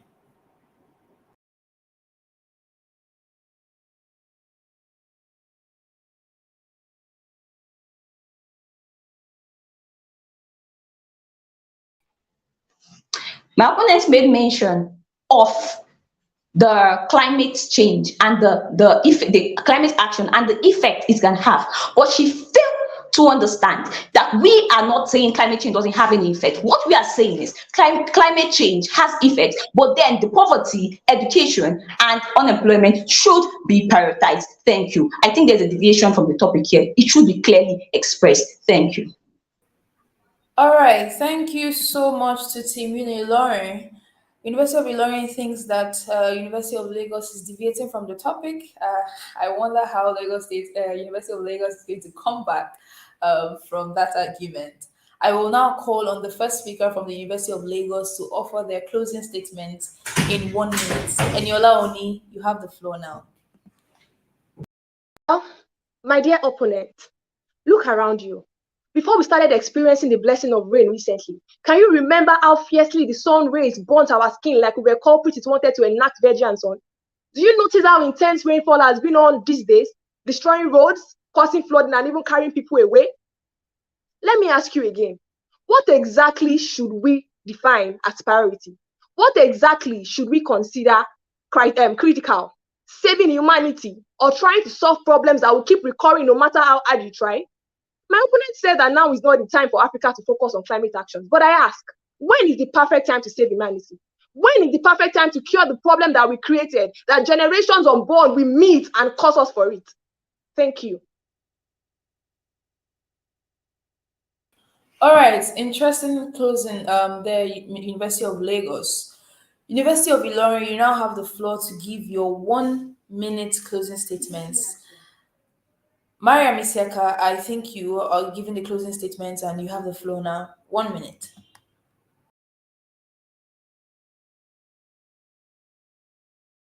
In the words of my opponent, I would say, look around you. What do you see? Poverty, hunger. That innocent child with his stomach swollen from hunger. What do you see? Unemployment. And even my opponent can attest to that fact. I put it to you that climate change is also important. Climate action is also important. We do not dispute the fact. We do not dispute the fact. But what we are saying is we should prioritize poverty, unemployment, and education in African country. And I would like to ask them, they said that we should take climate change. What is the sustainability? What is the budget? They didn't give us the budget, they didn't give us the sustainability. You were just talking about how, how. Please, I would like to ask, I'm asking my opponent, how will you do this? Poverty and unemployment is what we should prioritize. Thank you.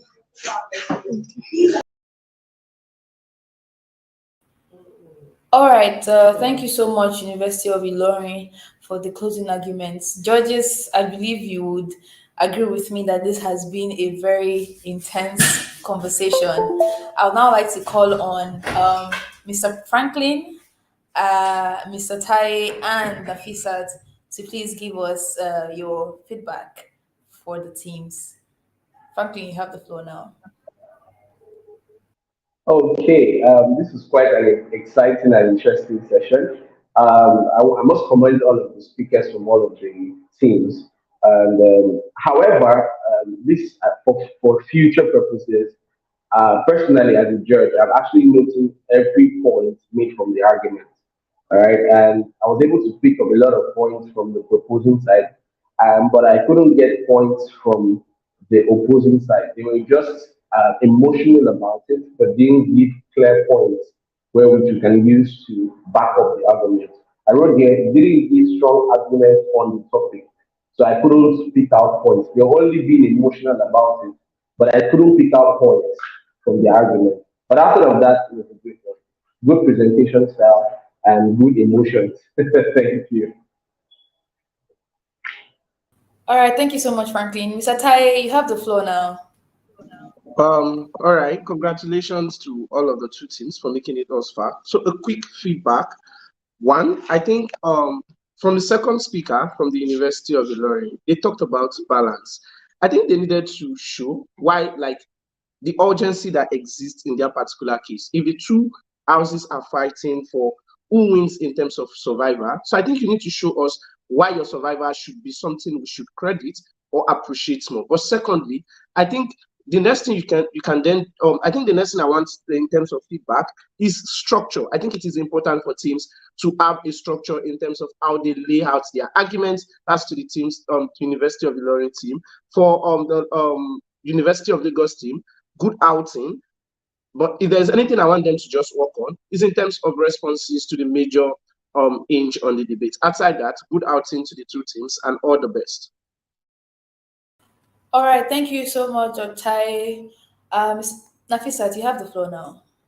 Okay, thank you, Ijoma. So, great work to the two teams. Well done. Debating is not easy. So, I'm going to start with University of Lagos. Like my fellow judge has said, great outing, right? I like the way you laid out the organization of your arguments and put your points across. I was really persuaded by what you had to say. So, I am really impressed with that. So, like I said, very persuasive, quotes data and tied climate change, right, to all the other so-called critical issues that they said were overriding climate change. So they analyzed the topic and broke down the arguments, and they were able to do justice to that. That's my own impression of the University of Lagos team. I feel the supporting speaker also hit the right points, because it's important that when you have a head debater and a supporting speaker, that the supporting speaker is able to support what the initial head debater has said, not that it seems like as if there are two different arguments in two different topics. Right, and then they firmly asserted their points, were confident about what they had to say, and they put it across. But the only feedback and I think critique I would have is that towards the responses, don't get emotional. Carry your data, carry your statistics, and lay the facts across. Don't get emotional. Emotion has its own place in giving persuasive arguments, but sometimes it can be reflective in the tone of your voice. It felt like as if you guys were getting angry. For the University of Ilorin team, like I said, great outing as well. But I had issues with the organization and clarity of your arguments. I wasn't fully persuaded. Language as well needed a bit of work. And I think the most critical thing for me in the University of Ilorin's argument is that they seem to be helping their opponent, in a sense that they kept on re-emphasizing that climate change was critical. What I felt they should have done was to compile data and statistics comprising of unemployment, lack of education, poverty, etc., and say that the compounding data supersedes the devastating effects, or whatever the effects, don't even put devastating, the effects of climate change. Compound it together and make it obvious to your audience that all these things put together far outweigh climate change. They kept on repeating that climate change is important, devastating effects, and it felt like as if they were already helping their opponents win their argument. And then could have shared more data as to how, yes, I've already said that. So thank you. That's my critique for both teams. Thank you. Great job, everyone. All right, thank you so much, judges, for your critique. Insightful. Debaters, I hope you've heard from your judges. I will now ask you all to go down from the live stream as we invite the next speakers from the next round. We're going to take a short break now, and when we return, we will be seeing the University of Ilorin again. This is Team 5, University of Ilorin, and another team from the University of Ilorin going head-to-head on the topic, individual possession of weapons should be legalized in Nigeria in order to guarantee long-term security. We'll take a short break, and when we return, we'll see the two teams from the University of Ilorin. Stay tuned. The Youth Leadership Debate is a program that provides the platform for young people to use their voices and knowledge to drive conversations for national development. It is an initiative of the Nigeria Youth Futures Fund, NYFF, implemented by Leap Africa in collaboration with the MacArthur Foundation and the Ford Foundation. The 2022 Youth Leadership Debates also aims to give confidence to the voice of young people and leveraging on it as an effective tool to cause a transformed Nigeria. Its goal is to provide capacity building to young people across tertiary institutions and support them to critically evaluate information, advocate from the point of knowledge, and to collectively shape their future of Nigeria. The conversations led on the platform of the Youth Leadership Debates goes on to equip the contestants with needed knowledge to be active citizens leading a change. The NSAS protest of 2020 showed that young people can speak with one voice and cause a change. The Sorosoke movement, which means to speak up in Yoruba language, a ripple effect of young Nigerians' resistance to police brutality through the NSAS protest, was an eye-opener for government, the youth, and development agencies. Now, while it is important to encourage young people to Sorosoke, they must be guided to do it the right way. More so, Institutions of higher learning have a leading role in providing solutions to the myriad of challenges facing society, cutting-edge research and innovative activities. Universities are places where young people are equipped to engage in intellectual debates that have national relevance and to provide solutions to socio-economic issues. So, Leap Africa, through the Youth Leadership Development Programs, build the capacity of young Nigerians in leadership and active participation in the nation's affairs, helping to shape the country's future for long-term development.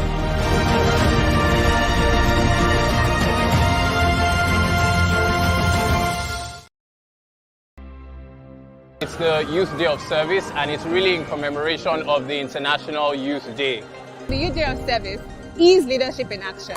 We're all about inspiring, equipping, and empowering a new cadre of African leaders that will transform themselves personally, the community, and the entire Africa.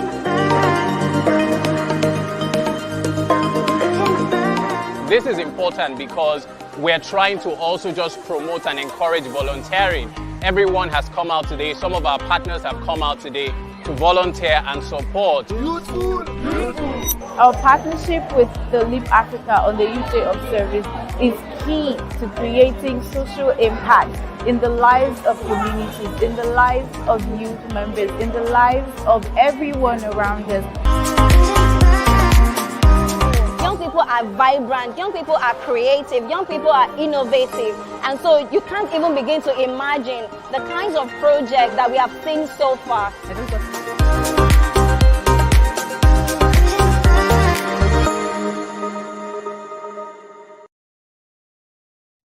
There's a huge innovation gap on the continent. You have young people who are talented and largely driven by passion, who go into starting enterprises without the requisite skills, knowledge, resources, relationships to be able to take them sustainably. We couldn't sustain the programs we did. We lacked financial capacity. It was just at the point where I was almost going to stop the idea. The SIP, Social Innovators program, was designed so that we can bridge that gap. We can fill that gap of capacity. Indirectly, when they invested in me as a young person, they've invested in the over 11,000 plus women that we've been able to empower. We're able to provide relief materials to over 3,000 inmates. For just the last 3 years, after being a LEAP fellow, we are able to achieve that goal to the highest level I can think about.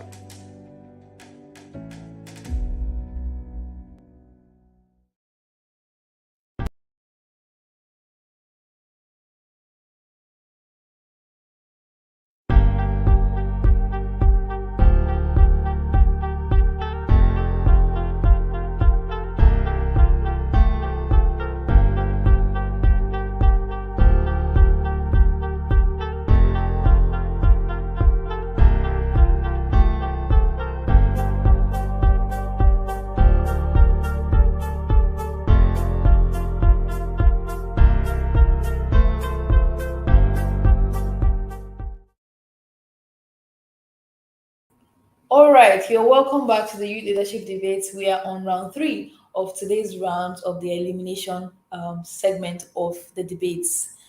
We are going to be hearing arguments from 2 teams from the University of Ilorin going head-to-head on the topic, individual possession of weapons should be legalized in Nigeria in order to guarantee long-term security.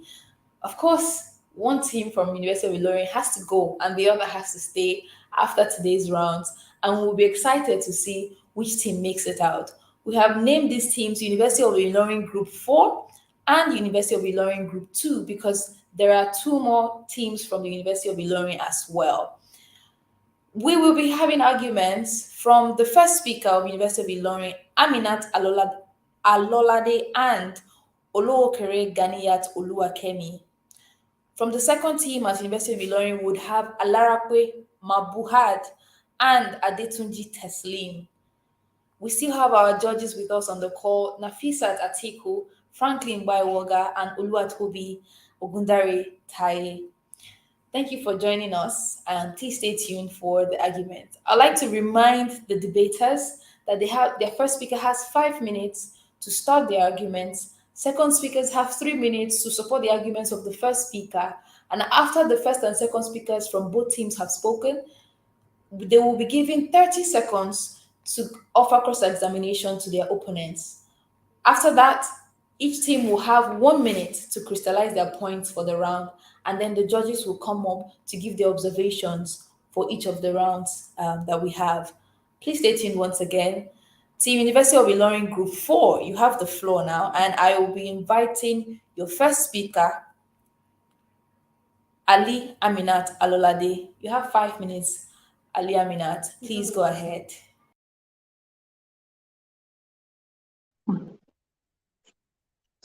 Good day to the panel, ladies and gentlemen. My name is Ali Alolade. 1 second, Team Ilorin. Please, could you change the orientation of your screen? We are seeing you. All right. Thank you so much. This is wonderful. You can go ahead. Your time starts now. 5 minutes. Good day to the panel, ladies and gentlemen. My name is Ali Aminat Alolade, and I'll be supporting the motion that states that the individual possession of weapons should be legalized in Nigeria in order to guarantee long-term security. According to the 2023 Global Peace Index, Nigeria ranks 144th most peaceful country in the world. From terrorist attacks to destabilizing insurgency to separatist violence and the scourge of unknown gunmen, Nigeria is a country that is faced with the problem of insecurity, a problem that doesn't seem to be getting any better. Section 14, subsection 2B of the Constitution states that one of the most important responsibilities of the government is safeguarding the lives and properties of citizens. The Nigerian government, even with its various security agencies, has failed due to strained and large ineffectiveness in their duty of protecting the lives and properties of citizens. Section 33 of the Nigerian Constitution guarantees every citizen the right to life, as well as the right to protect their lives from harm or unlawful attack with reasonable force. This means that the law enables citizens to defend themselves and we think that the individual possession of weapons is the best way for citizens in Nigeria to do this, to protect themselves where the government cannot. It is important to know that this debate is about firearms and not other forms of weapons because these are already legal in the status quo. The debate can also not be about unregistered weapons or black markets because these are going to exist independent of this law. We also do not seek to reduce the relevance of law enforcement agents. We only seek to give citizens a chance to protect themselves. The debate cannot also be about coercion since individuals have a right to opt in or opt out of gun ownership. Let's talk about our model. Our model is based on the framework of the existing Firearms Act of 1990, which states that individuals cannot legally possess arms without the express permission and license from the Inspector General of Police. Our model involves the establishment of a federal agency dedicated to the issuance of these licenses as well as the enforcement of regulations. There's going to be the creation of a database of all dealers, weapons, bullets for monitoring and tracking purposes. It's going to be a licensed open carry system where you must have a license in order to be able to carry a firearm, and that firearm will be visible on you at all times. Only small arms are allowed in our policy. You cannot carry military-grade weapons or assault weapons. Criminals, people with criminal records, addicts, and mentally and physically unstable people will not be allowed to possess weapons in our world. Also, all dealers must be licensed, and our policy enables people to register illegal firearms. According to 2021 report from Nigeria's Presidential Committee on Small Arms and Light Weapons, about 6.5 billion firearms may be in civilian hands. According to a UN report in 2016, Nigeria accounts for 70% of illegal guns in West Africa. The legalization of weapons is going to bring these weapons into the system and enable them to be registered and monitored. Our policy includes strict regulations like a waiting period, mandatory training, regular evaluation, as well as education and awareness programs. All of these are in place to ensure that only law-abiding and mentally stable citizens will be allowed to possess firearms in our world. Why do we think the legalization of firearms is important? One is on self-defense and protection. We think that legalizing individual possession of weapons empowers citizens to take responsibility for their own safety and that of others. People no longer have to wait for law enforcement agents who in status quo have proven to have slow response times. Individuals can now defend themselves and don't have to suffer injuries, loss of properties, or even loss of their lives. They can now defend themselves, their families, and even others when they would otherwise not be able to. And the impact of this is that people feel happier, people have an increased sense of security, and people can actively contribute to their own safety. We also tell you that Legalizing possession of weapons is going to enforce deterrence in the society. An armed populace serves as a powerful deterrent against criminal activity. Criminals are less likely to engage in violent acts when they know that their potential victims are better equipped to defend themselves. This is very useful in cases of terrorism, cases of robberies, rapes, or assaults. These are rampant in a country like Nigeria. People can now better defend themselves against these people. And the impact of this is that we see a reduction in the crime rate in the society, we see a reduced burden on law enforcement agents as well, and we get an overall safer society for all. And so we believe that the legalization of the individual possession of firearms is something that leads to a safer society overall, enables citizens to defend themselves, and guarantees the long-term security that we need in Nigeria. Thank you. All right, thank you so much, Team University of Ilorin Group 4, for your arguments. I will now call on the first speaker from University of Ilorin Group 2, Alarape Mahuba, for your opening arguments. You have the floor now and you have 5 minutes.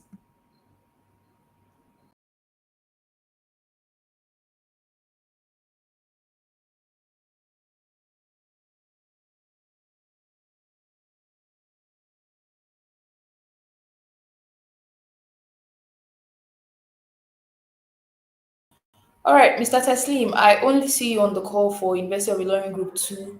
Would you like to go ahead with the opening statements? Okay, Alarakwe has just joined the stream. Alarakwe Mabuba, you are up next.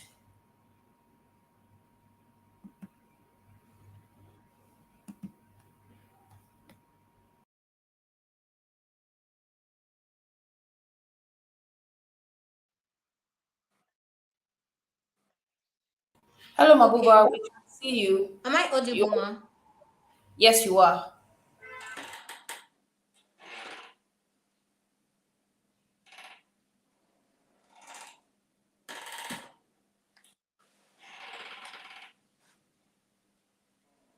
Am I audible?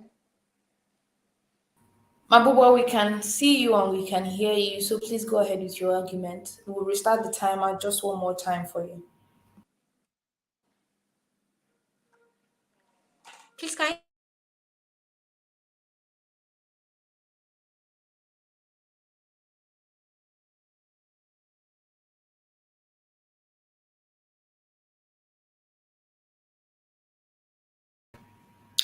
All right, we see Mabuba is experiencing some network challenges. I see also that Adetunji Teslim, her teammate, is on the call. Teslim, would you like to take the opening statements on behalf of Mabuba? Because she is not here. I think she has dropped off the call to try again. Adetunji, you can turn on your mic or your video so I can see you. If yes, please give me a thumbs up. All right. Over to you, Adetunji Teslim. Am I audible? Yes, you are. Please go ahead. So, in 3, 2, 1, panel. OGS government side has proven a lot of benefits that we get, like how we deter criminal activities and stuff like that. The first thing I would like to talk about is the effectiveness of this policy and how it can protect and how it can give us the benefits that we want, which is the long-term security for Nigeria. Firstly, on effectiveness, I believe the most vulnerable people in the society are the poor. They are the most vulnerable. They are the most helpless. These are the people who only live from their mouth, from their hand to mouth. These are the people who only cater for their survival and can only afford their survival in society. These are the people who need protection even more, because the rich can afford to get security. The rich can afford to live in well-fenced vicinity. They can afford to live in estates where they are being guided so much that is the insecurity does not really get to them much. The people who are mostly affected by insecurity are the vulnerable, and these people cannot afford to buy a gun. So how do you protect them when you give a policy that does not protect them? The only people you can protect with this policy are the rich, who are already in some way have already gotten this these guns through black market and stuff like that. But the people who actually need this policy more, who are the poor, cannot afford to buy this gun. So this policy is hereby not even effective. But let's even imagine that it's effective. First argument that they get from us, we get the argument on First argument you get on distraction. The responsibility of Nigeria or of the Nigerian government is to provide ways and alternatives to solve the problem of insecurity. The problem of insecurity in Nigeria stems from a deeper root. It stems from problems like political instability, like poverty, like religion and tribal rivalry. Those are the things that led to insecurity in Nigeria. So for us to solve the problem of insecurity in Nigeria, we have to solve all this problem of corruption, political instability, and poverty. So what this policy does is give a quick fix to the problem of Nigeria. So let's even imagine the best case scenario that it works. The problem is going to distract the Nigerian government from their responsibility of finding means to curb the problem of insecurity in Nigeria to a very, very large extent. That means they are not deviating, and the discussion is now on how they are provide a solution that does not necessarily work. But even in the best case scenario that it was, it does not solve the problem of insecurity, and it will come recurring and recurring and recurring again. Secondly, talk about accountability. The proposing side wants you to believe that they can promote accountability. They talk about how there are strict regulations and stuff like that. But the problem with Nigeria is that we lack this accountability, which means we are not accountable. We cannot keep tabs on people. Even when these guys, when people buy guns and they go rogue, that is, even if we can link the gun back to them, Nigerians do not have data and the technology to be able to do this effectively, which means people are going to do something bad, they are going to hurt people, and they are going to get away with it. And there's nothing the Nigerian government can do to stop this because we don't have the technology to do this. Thirdly, and the last argument, which is the most important one, is the mental state of Nigeria. Due to the thing that we have gone through in Nigeria, the insecurity that we have gone through and everything we have gone through in Nigeria, it becomes incredibly difficult for Nigeria to be in a normal mental state. Nigerians are now very, very aggressive and violent. The moment they are in the tight, but the thing they resort to is violence. They resort to aggressive for their needs, putting guns in their people who are very violent in nature and nature. This means they cannot maintain that. They cannot use gun as a last resort.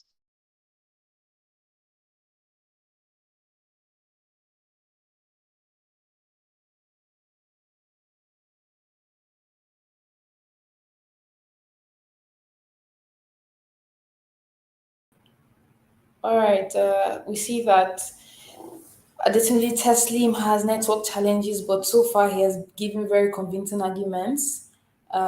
Just to not waste our time any further, I will now call on the team from University of Ilorin Group 2, or rather Group 4. Second speaker, Oluokere Ganiyat.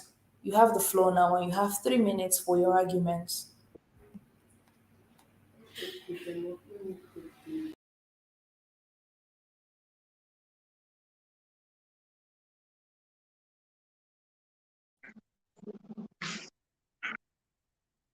Okay. So first off, we would Mama audible. Yes, you are audible. We can hear you. Okay. First off, I would like to give a response to what Teslim said in the regard of accountability, right?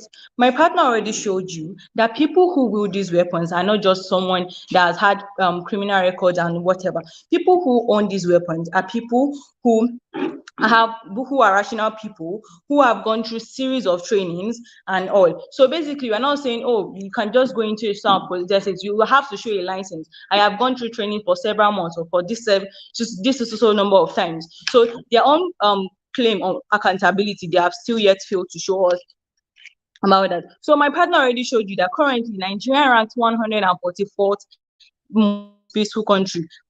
That is to show you how bad insecurity is in Nigeria, right? And to show you that even in the insecurity index shows that from 2011, where we ranked where the index was 6.9, to now 2023, where we're now 90.31, to show you how deteriorating insecurity is in Nigeria.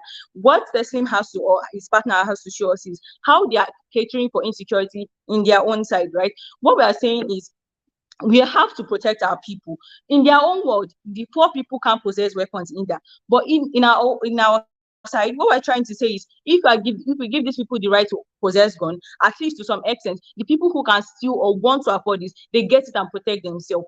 And in their side, they are still failed to yet protect their people, either through law enforcement or even through legalization of this. So why are we talking about it? This is probably because of the reason of low response time by law enforcement. Let's take a look at this. When an emergency is happening, before you hear or a police or any high response time is very, very low before you get response. So there are so many terrorists and all. If I'm going to be kidnapped, there's this incentive for the kidnapper to, so probably doesn't own any weapon. But now if we legalize this, kidnappers and abductors probably know that this person is probably armed with weapons and would not want to kidnap me because of the legalization of this. So what have you gotten from us? We showed you a model that is, there will be high regulation and there will be check mechanism as to who and who does not hold this weapon. And as we start, nothing has been done to quietly, nothing significant has been done to cater for the insecurity in Nigeria. And legalizing is a way for us to actually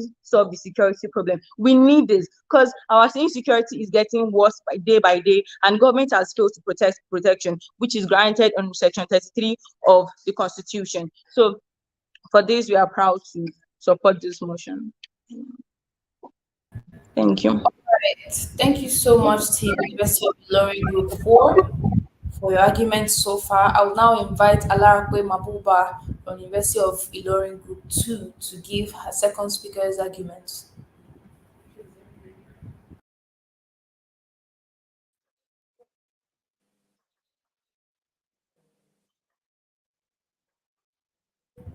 Mabuba, you have the floor now.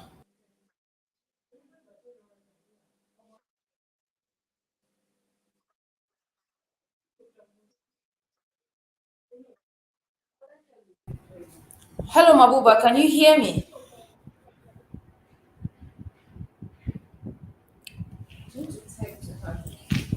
I'm going to send you a message.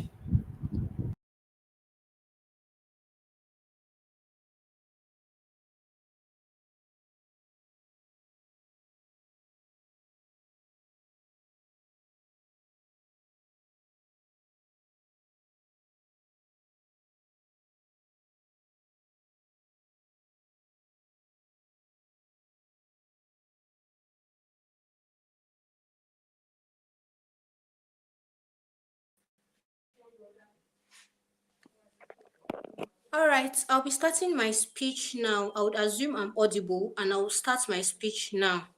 The first thing you need to understand is that Nigerians, because of the situation of things in the country, because of things like the hike in fuel prices, the average Nigerian is aggressive. The average Nigerian is not happy with the situation of things. At the point in time when you now put this pool at the disposal of weapons, it then means instead of us to now begin to look for amicable way to solve problems, we quickly resort to the use of weapons as the fastest method. This is going to be very problematic.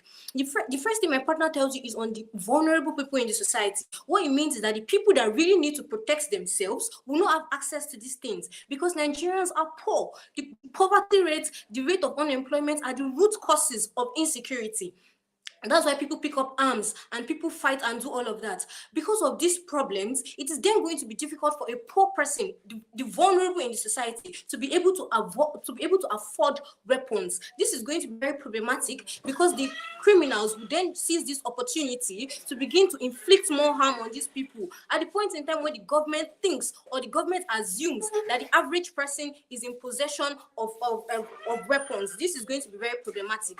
What we're going to tell you on our side of the house is that we're going to give these people, we're going to allow the government to reform the paramilitary bodies. The reason why these people are put in place is because it's so that they can cater for lives and properties. They can protect lives and properties. We're then going to increase security and on the long term by catering for the lives and properties of individuals, protecting the vulnerable and trying to fight out any terrorists or any person that can harm the society. That is the best way you achieve long-term security on our side of the house. We don't want an atmosphere of chaos. When people now begin to possess firearms at their whims and caprices, it's going to lead to an atmosphere of chaos because people can now begin to take these things up at any slight problem. Another thing that you need to understand, panel, is that we think that these things are going to be sold and are going to be sold and transferred. The government does not have the database of people that are going to be in possession of these things. Even if these people are able to develop a technology, or even these people decide to develop a technology, we think it's still going to be problematic, and that's why we propose that instead of developing a technology that is going to allow them to track the people that are going to be in possession of weapons, we would rather divert this money that we're going to use to develop this technology. We would rather divert it into things like reforming the military and creating more solutions for the military so that they can then cater for the sustainability of the society. At the end of the day, we let you understand, panel, that the distraction of the people, of the government will then be distracted and they will not be able to fight insecurity from the grassroots. They will not want to face the problems of insecurity from the roots, like things and solve the problems of poverty, unemployment, that are the major causes of these things. Incredibly proud to oppose. All right, incredible conversations from the two teams from University of Ilorin on the topic individual possession of weapons should be legalized in Nigeria in order to guarantee long-term security. Thank you so much, Amina Alolade, Olokere Ganiyat, Alarakwe Mabuba, and Adetunji Teslim for your arguments so far. We have now heard both of you speak on this topic. I will now yield the floor back to Ali Aminat Alolade for cross-examinations to the University of Ilorin Group 2 team. Aminat, you have the floor now, and you have 30 seconds.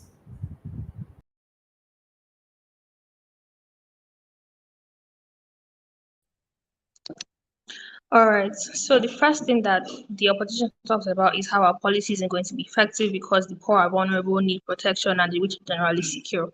We tell you that one, they fail to provide an alternative on their side, but more importantly, understand that we've already told you that our policy does not in any way take away the relevance of law enforcement agents that currently exist in status quo. There's already law enforcement. They can take care of the people that are unable to buy weapons. They talked about how it's going to cause insecurity. We've already told you that rather it's going to cause deterrence. They made a lot of grand assertions about the mental state of Nigerians, characterizing us as irrational and aggressive. We think that the strict regulations that we have in place to ensure that rational citizens are the ones that can access these weapons solves this problem. Thank you. All right, thank you so much, Aminat. I now give the floor back to Alarakwe Mabubat and Adetunji Teslim to offer cross-examinations to their opponents. Teslim, you have the floor now.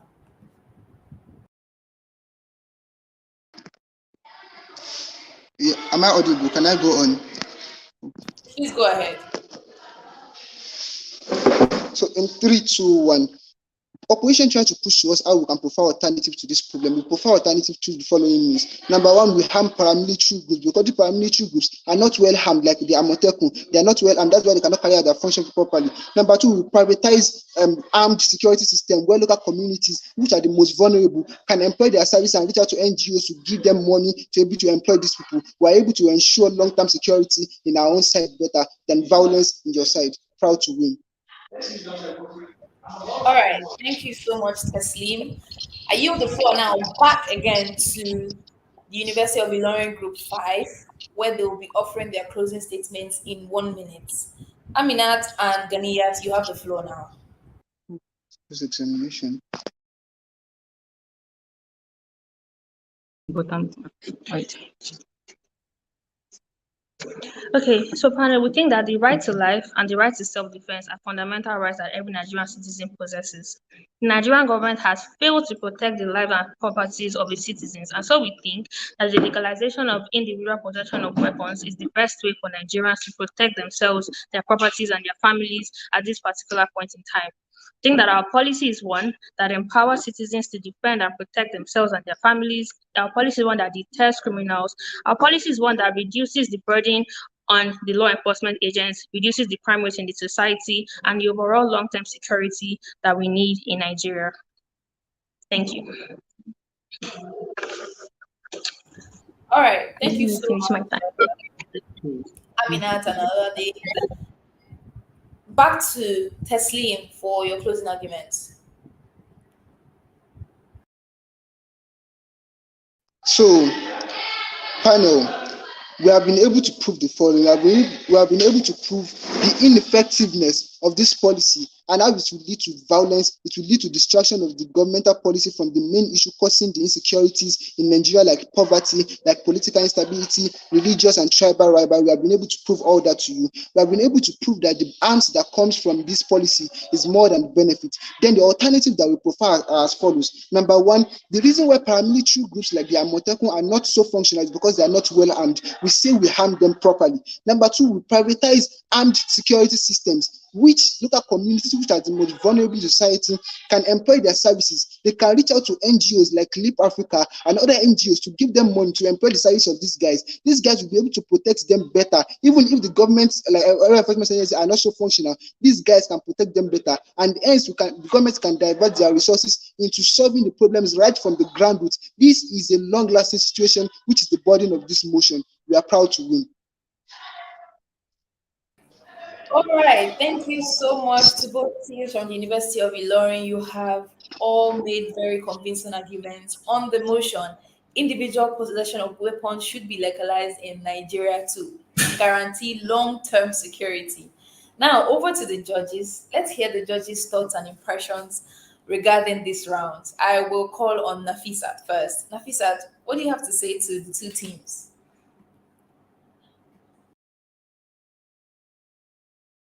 Teams, thank you for marshalling your arguments. I think I'll start with University of Ilorin Group 4. I liked how confident the young ladies were in putting across their arguments. They weren't too overly, over the top. It was calm, it was collected, it was, it literally went nicely. I like the fact that the lead speaker marshaled out her points. She explained the policy, she explained the boundaries, what they're advocating for, and what is not included, right? And how it would work. So they broke it down to the audience that this is how this thing is going to work. They didn't leave it to speculation or loopholes or for places where the opposing team could poke holes in their argument. They literally laid a clear, concise plan. They used statistics, which was also great to buttress their argument. Right, I feel the supporting speaker could, while she's confident, right, and she's eloquent, I feel that she could do better in terms of language. That's just my only feedback for University of Ilorin Group 4. For University of Ilorin Group 2, unfortunately, the network issues really did a number on your presentation. But once again, I would say good outing. It's clear that you're passionate about what you are talking about. Clarity was a bit shaky for me in terms of understanding the flow of the argument. So I wasn't exactly really persuaded.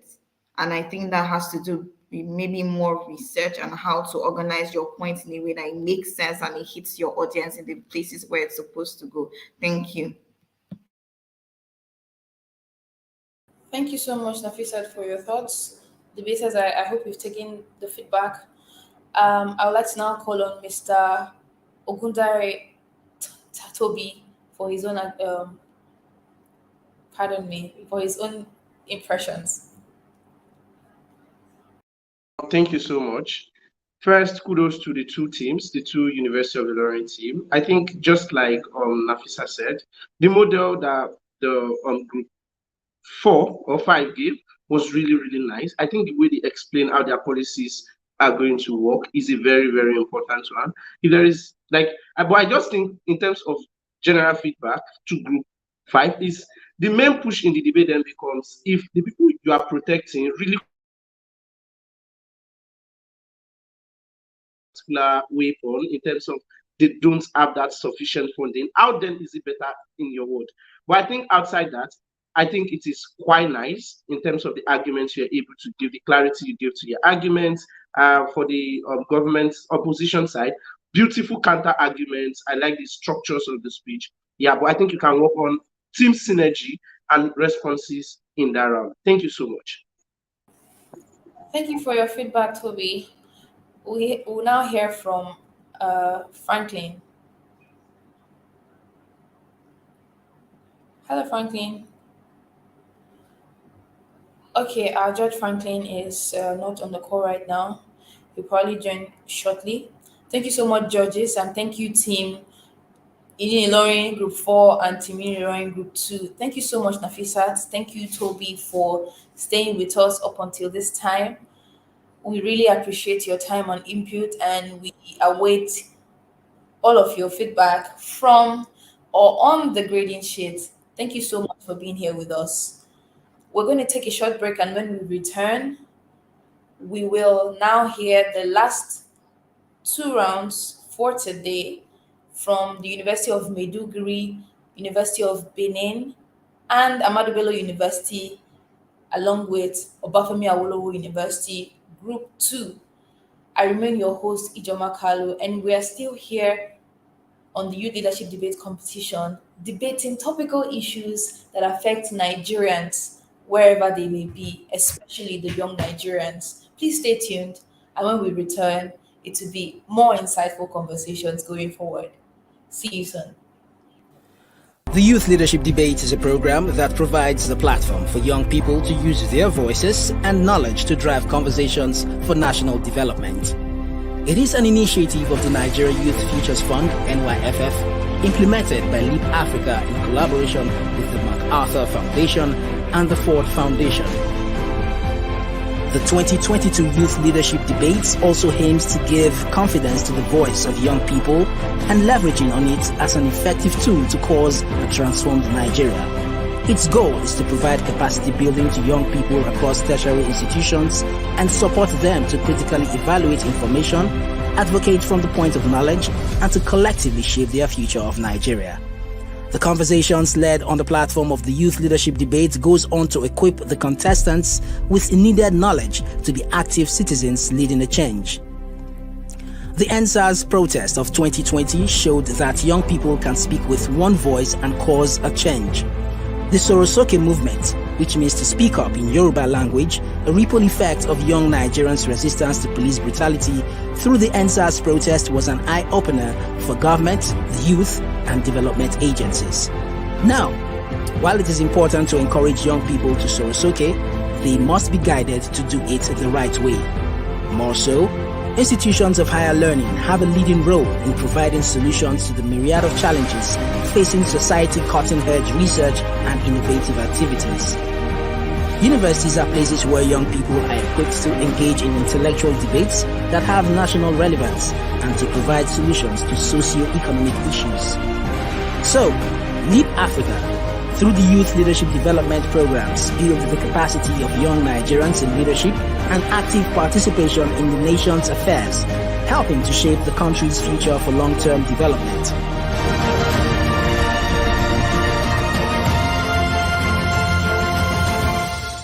We have 5,000 volunteers subscribed to volunteering their time this year on different projects happening around Africa. During this week-long campaign, you can expect to see us in your neighborhood, painting your schools, painting hospitals, giving food at the orphanages. We're really excited to be here this morning.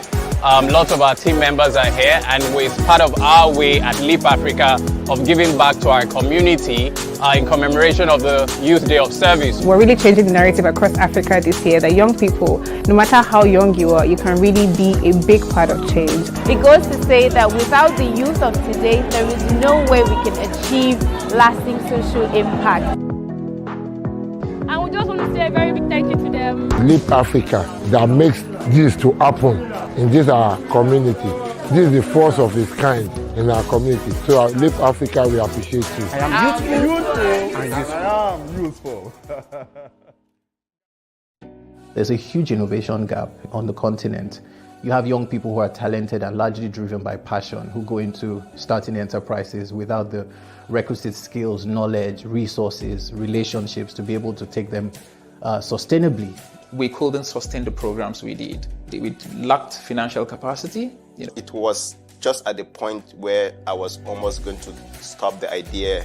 The SIP, Social Innovators program, was designed so that we can bridge that gap. We can fill that gap of capacity. Indirectly, when they invested in me as a young person, they've invested in the over 11,000 plus women that we've been able to empower. We're able to provide relief materials to over 3,000 inmates. For just the last 3 years, after being a LEAP fellow, we are able to achieve that goal to the highest level we can think about.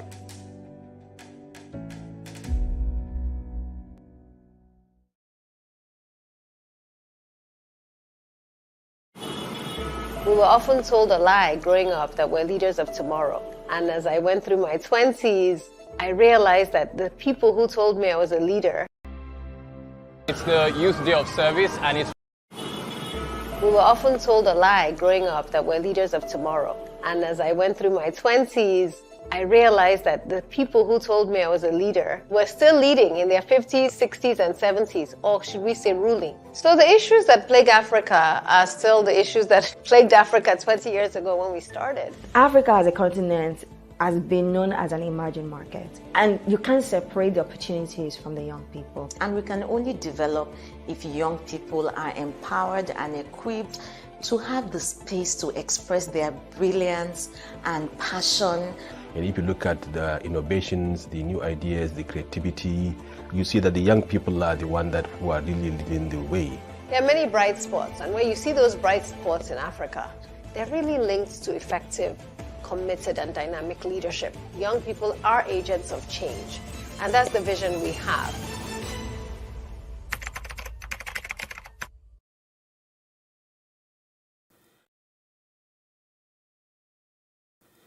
The Youth Leadership Debate is a program that provides the platform for young people to use their voices and knowledge to drive conversations for national development. It is an initiative of the Nigeria Youth Futures Fund, NYFF, implemented by Leap Africa in collaboration with the MacArthur Foundation and the Ford Foundation.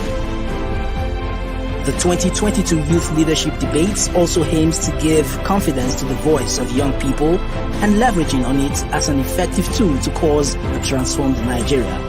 Its goal is to provide capacity building to young people across tertiary institutions and support them to critically evaluate information, advocate from the point of knowledge, and to collectively shape their future of Nigeria. The conversations led on the platform of the Youth Leadership Debate goes on to equip the contestants with needed knowledge to be active citizens leading a change. The NSAS protest of 2020 showed that young people can speak with one voice and cause a change. The Sorosoke movement, which means to speak up in Yoruba language, a ripple effect of young Nigerians' resistance to police brutality through the NSAS protest was an eye-opener for government, the youth, and development agencies. Now, while it is important to encourage young people to Sorosoke, they must be guided to do it the right way. More so, institutions of higher learning have a leading role in providing solutions to the myriad of challenges facing society, cutting-edge research and innovative activities. Universities are places where young people are equipped to engage in intellectual debates that have national relevance and to provide solutions to socio-economic issues. So, Leap Africa, through the Youth Leadership Development Programs, build the capacity of young Nigerians in leadership and active participation in the nation's affairs, helping to shape the country's future for long-term development.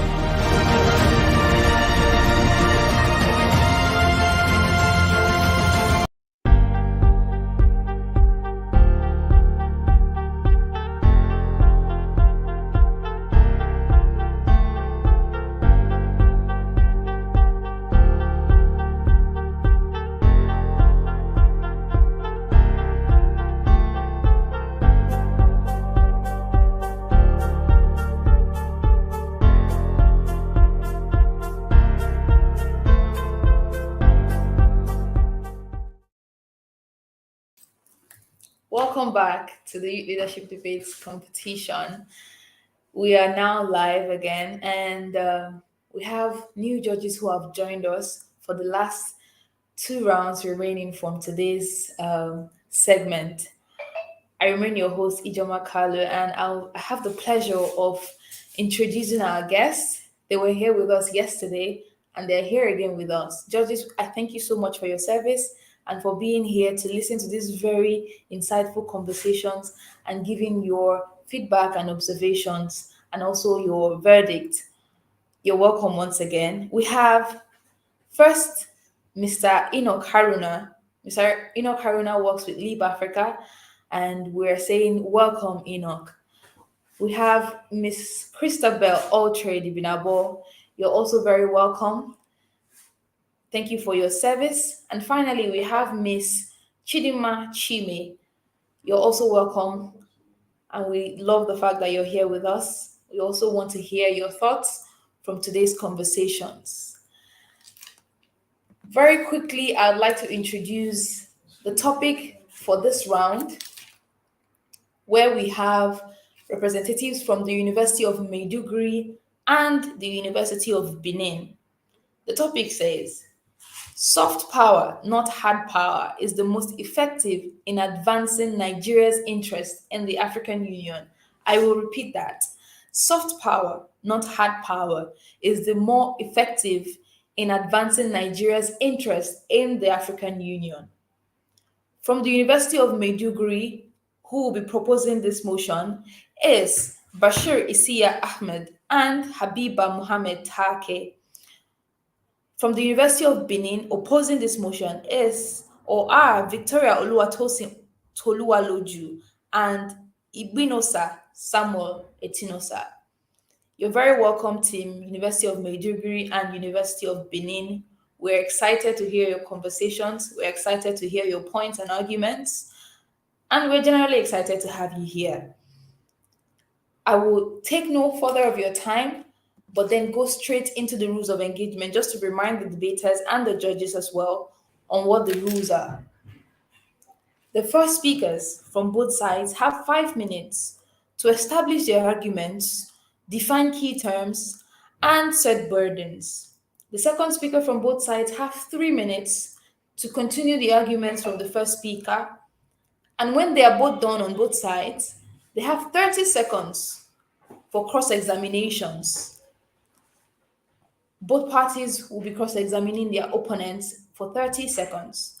After the cross-examinations are done, you have 1 minute to crystallize your points for the round for both parties.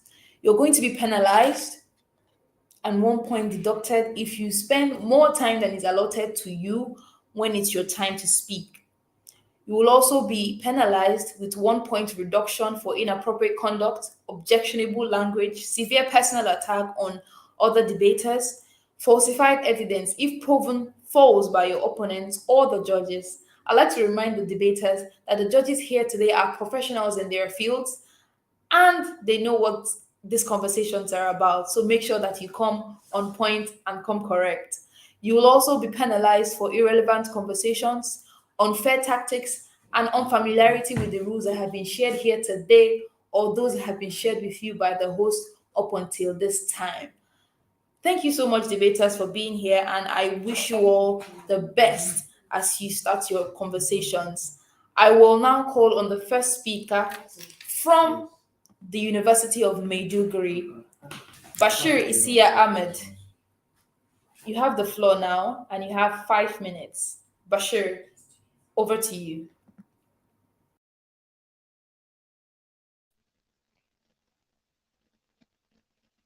Thank you very much. Are you hearing me now? Loud and clear, Good Bashir. day. Good morning to you all. My name is Bashir Isiya Ahmed from University of Maiduguri. And my name is Bashir Isiya Ahmed from University of Maiduguri. Today with you, I'm here supporting the fact that soft power, not hard power, is the only way for Nigeria to have it in advancing its interest in African Union than hard power. Firstly, I will quickly like to define both the terms.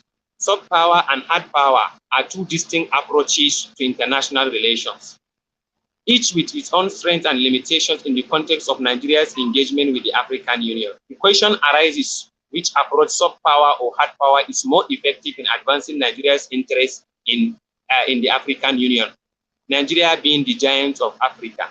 Firstly, I will start to present my point. In the diplomacy and cooperation of Nigeria, soft power emphasizes diplomacy and collaboration, which can help Nigeria build strong relationships and alliances within the African Union. The approach fosters trust and mutual understanding among member states, making it easier to promote Nigeria's interests effectively. Now, Nigeria is having its embassies and diplomatic relations with almost all the African countries.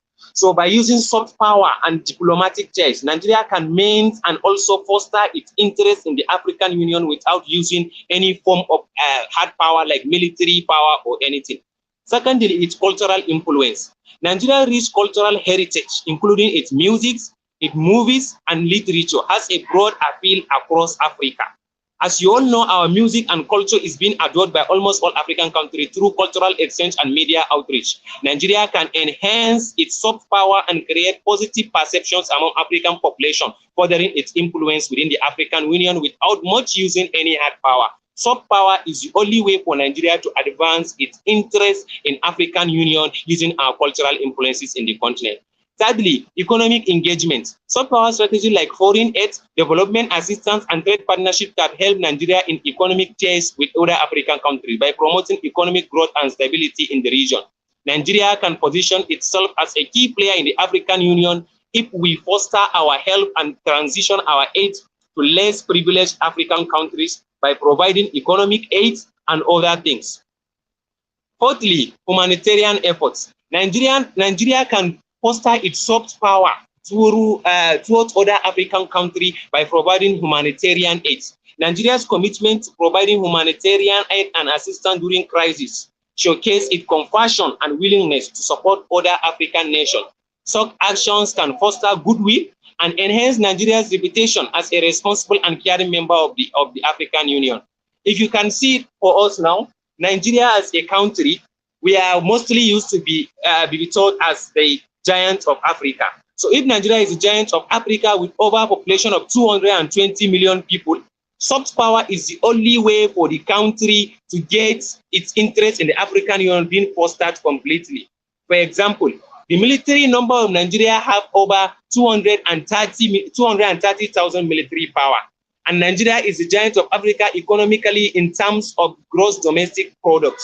If Nigeria can use its economic advantage, cultural advantage, and humanitarian aid to other African nations, I believe that the moderator and the judges will believe me that these tools will help Nigeria in advancing its interests in the African Union without much using hard power. I know that my opponent will talk about how power will help in fostering all those things that will make Nigeria get power immediately. Power immediately is power that is being gotten, yes, but it may be getting enhanced, or it may make the power to be somehow wasted. So Nigeria can improve its interest in the African Union using soft power without much using a hard power. All those big countries in the world like the America, the France, the Russia are trying to lure African countries using soft power, not hard power. Because if you can see in the recent happenings in the Russia-African Summit, soft power is being used by Russia to influence other African countries to believe in the country. So the judges, the moderator, I believe you can concur, and I believe I have been opening you that soft power is the only way for Nigeria to advance its interest in African Union, not hard power. Thank you very much. I remain my humble self, Bashir Isia Ahmad from University of Maiduguri. Thank you, Mr. Ahmed from the University of Maiduguri, for your opening statements. We're still debating the topic, soft power, not hard power, is more effective in advancing Nigeria's interest in the African Union. I will now call on the first speaker from the University of Benin, Group 1, who is opposing this motion. Victoria Oluwatosin Toluwaloju, you have the floor now. And remember, you have 5 minutes. Your time starts now. I was going to do a counter first. Okay. So first, I heard my opponent said, unlike the hard power where military power is being used, I would love to use the words of Wayne Leeper that says that the best way to stop a bad guy with a gun is a good guy with a gun. And what this means is that it emphasizes it's lay emphasis on military force. The military power is not the problem, but then who is using it and what is the motive? Good morning, moderator, panel of judges. Good afternoon, moderator, panel of judges, co-debaters, virtual audience. My name is Tosin Toluwaloju from the University of Benin. I will be opposing the motion that says soft power, not hard power, is more effective in advancing Nigeria's interests in the African Union. What caught my attention first is the phrase advancing Nigeria's interest. So you would want to ask yourself, what is Nigeria's interest in the African Union? Nigeria being one of the foremost countries in the establishment of the African Union after the failure of the Organization of the African Unity, which spanned from 1963 to 1999, came to fall in the year 2002 due to the failure of the OAU meeting its objective. The African Union is a continental body of 55 member states that makes up the country, and their sole aim is to promote unity, solidarity, defending state sovereignty, eradicating colonialism, and promote international cooperation, as well as coordinating and harmonizing member states. Power, according to the Oxford Dictionary, is simply like the ability or capacity to do something in a particular way. It simply entails projecting. In terms of soft power, it entails projecting their values, ideas, culture across boundaries. But then hard power, on the other hand, explore the use of military force and economic sanction and influence behavior and interest. It can also be based on economic inducements and tangible resources such as army or economic strength. At this point, I would like to establish that Nigeria's role in the African Union is that of a big brother, the giants of Africa. Using the other power approach is effective in rapid response to crisis. In times of emergency, hard power can allow Nigeria to respond swiftly to crisis, thereby maintaining stability and demonstrating its ability to take decisive action when needed. For example, Nigeria's involvement in ECOWAS military intervention in Mali showcased the ability to rapidly deploy troops and contribute to efforts aimed at restoring stability and democracy in the country. Hard resources can be used to enhance border security and prevent the influence of armed groups, smugglers, and other potential threats during crisis. For instance, when countries face security threats or humanitarian crisis, they may deploy military forces to swiftly intervene. One of such examples is the NATO intervention in Kosovo in 1999, where the airstrikes were conducted to halt ethnic cleansing and restore peace. Furthermore, hard power can help in deterrence of threats. Having a credible hard power capability can act as a deterrent to potential threats and challenges. Nigeria's ability to defend its interests through military means that it can discourage actions that might want to undermine those interests. For instance, during the Cold War, the United States and the Soviet Union engaged in a nuclear arms race, building up the nuclear arsenals to deter each other from launching a nuclear attack. Also, maintaining strong conventional military forces. For example, the presence of US military in South Korea that has been seen as a deterrent measure against North Korean aggression. Also, we have influence in decision making. A strong display of hard power can enhance Nigeria's influence in decision making processes within the African Union. A case study that we should see is during the regional conflicts, such as Sudan or South Sudan in the Darfur conflict. Hard power was used by the government of Sudan and also the rebel groups. And also, Nigeria contributed in sending military men to the place through the African Union missions in Sudan. Furthermore, countries may want to use economic sanctions to influence the decision making of other countries. For instance, the United States and its allies imposed sanctions on Russia following the annexation of Crimea in 2014. These sanctions targeted Russian individuals, companies, and sector aimed to exert economic pressure on the Russian government to change its behavior. In conclusion, you will agree with me that the big five countries, China, France, Russia, United Kingdom, United States, as well as respected and not just respected as a result of their technological advancement and cultural influence, but as a result of their economy and strong military presence. Do not forget the NATO principle that says an injury to one is an injury to all. Nigeria is a big brother and giant of Africa, so it stands in that stead. Thank you. Thank you so much, Team Uniben, for your argument so far. You really bring to fore the fact that this is a knowledge-based argument that we are having. Interesting conversation so far. I'd like to now invite the second speaker from the University of Maiduguri by the name of Miss Habiba Mohammed Talake for your second speaker's argument. You have the floor now, Habiba, and you have 3 minutes.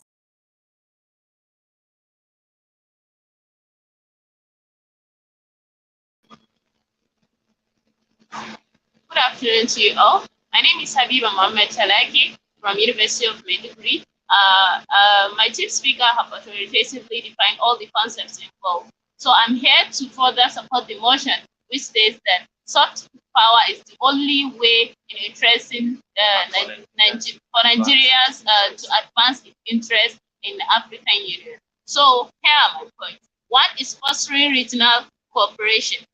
Diplomacy encourages open dialogue and cooperation among African Union member states. By using a diplomatic approach, Nigeria can build trust and foster understanding among its counterparts, creating a conducive environment for addressing regional challenges collectively. So when we use soft power, it will help us in enhancing more interest among the African Union in Nigeria. So my second point is promoting African unity. Diplomacy actually emphasizes the principle of African unity, which is at the core of the African Union's objective. Nigeria can lead by example. It can lead by example in the sense that it promotes a peaceful and cooperative spirit that strengthens the union and helps to overcome historical divides and conflict among its member states. My third point is resolving conflict peacefully. Diplomacy provides a platform for peaceful conflict resolution, enabling Nigeria to play a key role in mediating disputes and fostering stability within the African Union. By avoiding power-based interventions, Nigeria can contribute a more harmonious and stable region. Another point is enhancing international reputation. Nigeria can approach a general build more favorably on the global stage, enhancing its international reputation as a responsible and constructive member of the African Union. This positive perception can lead to increased economic and diplomatic opportunities for the establishment of long-term alliances and partnerships with other African countries. So these alliances can pave the way for mutual benefits, initiative fostering economic growth, development, and regional prosperity. In conclusion, a diplomatic approach or a software approach allows Nigeria to contribute positively to the African Union's goal, promoting its cooperation, peace, and stability within the region. It also helps Nigeria to be seen as a responsible and influential regional player while creating an environment conducive to addressing challenges collectively and fostering long-term partnership for the continent's progress. I hope the moderator and the judges will be able to be convinced by these viewpoints of mine that software approach is the only way for Nigerians to advance in partnering with African Union states. Thank you. All right, thank you, Habiba from the University of Maiduguri for your very convincing argument. I will now like to call on the second speaker from the University of Benin, Igbinosa Etinosa. You have the floor now, Etinosa, and you have 3 minutes.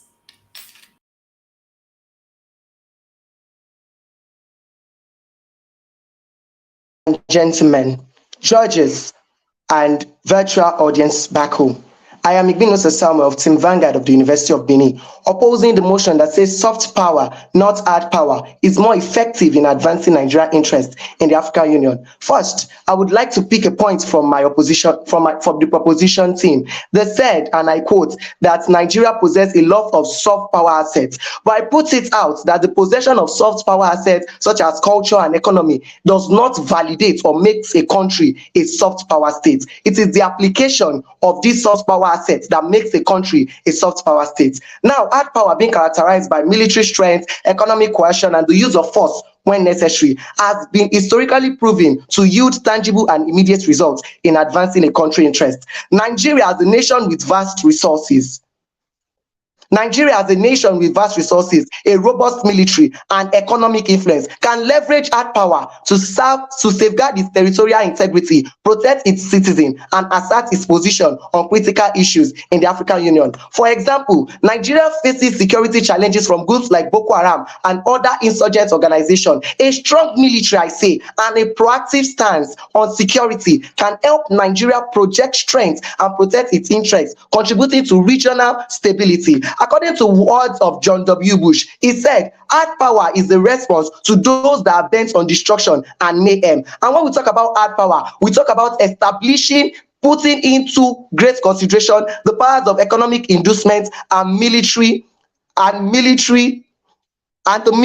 in whatsoever we are doing. Moving on, I would like to say that the mere possession, like I reiterated before, is not just does not validate a country to be a soft power state. However, in times of complexity and volatile landscape, soft power approaches like cultural diplomacy, economic cooperation may not always suffice. Challenges such as border disputes, security threats, and geopolitical rivalries require firm and assertive responses that only hard power can provide. And Nigeria's commitment to regional stability and peacekeeping efforts demonstrates its recognition of its efficacy of hard power in fostering security and cooperation among African nations. Like my chief speaker mentioned, she made mention of how Nigeria is the giant of Africa and has contributed to various peacekeeping efforts. The Nigeria, in an effort to salvage peacekeeping in the country of Liberia, sent their troops to ensure that Liberia gained freedom. This shows the need and the necessity for hard power. I will conclude by saying that the effectiveness of hard power in safeguarding Nigeria's interest in the African Union cannot be overlooked. While soft power has its place, hard power immediate impact and ability to address pressing challenges makes it a more potent tool for advancing Nigeria's objective in the African Union. Thank you. Interesting knowledge-based and research-based arguments from both parties so far. Thank you so much, Team University of Benin. I will now like to open the floor for cross-examinations. Please, debaters, remember you have 30 seconds to counter any of the points that have been raised by your opponents, to ask clarifying questions, if any. I will now hand the floor back to the University of Maiduguri, where we'll hear Habiba with the cross-examinations. Habiba, you have the floor and you have 30 seconds.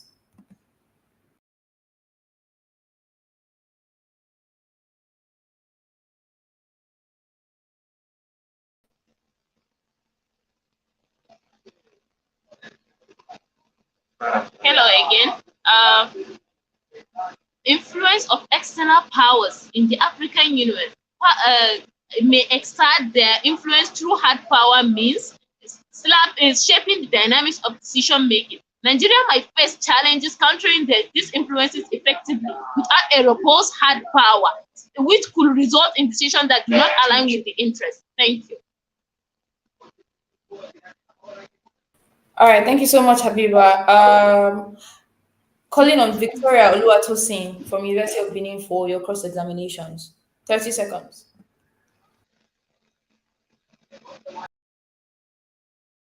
For Oluwatosin. And I would like the University of Maiduguri to clarify, can you provide specific examples of instances where Nigeria has effectively utilized soft power tools, such as cultural diplomacy, the power of the media, educational exchanges, and humanitarian aid to achieve its objective within the African Union? Please do me well to provide more information, as the mere possession of this soft power asset does not make us a soft power state. Thank you. All right, wonderful cross there. I will now call on the first speaker from the University of Maiduguri to offer their closing arguments. First speaker, Bashir Isiya, you have 1 minute. You have the floor now.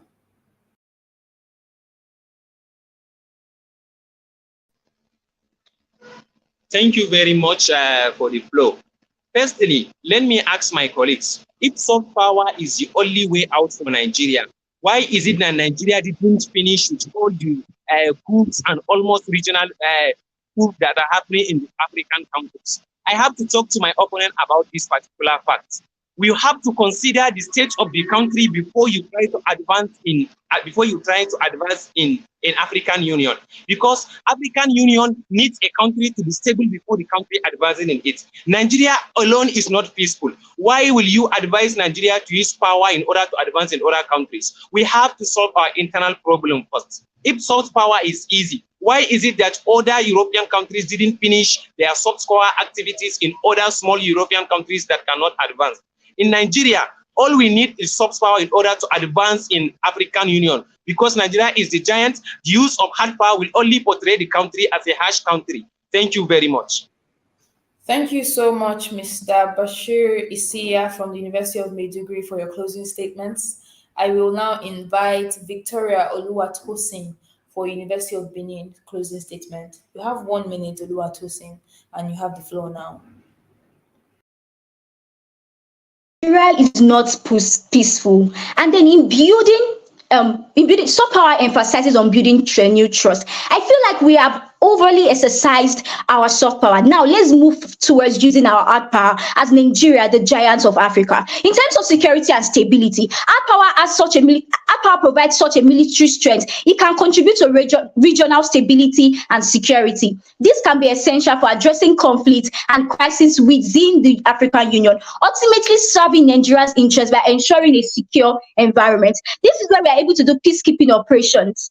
And this was also displayed in Darfur, Sudan. In conclusion, hard power can be an effective tool for advancing Nigeria's interests in the African Union by ensuring regional stability, influencing decision making, deterring threats, and responding swiftly to crisis. Nigeria can position itself as a strong and influential member of the African Union, playing its role as a big brother, the giant of Africa. Thank you.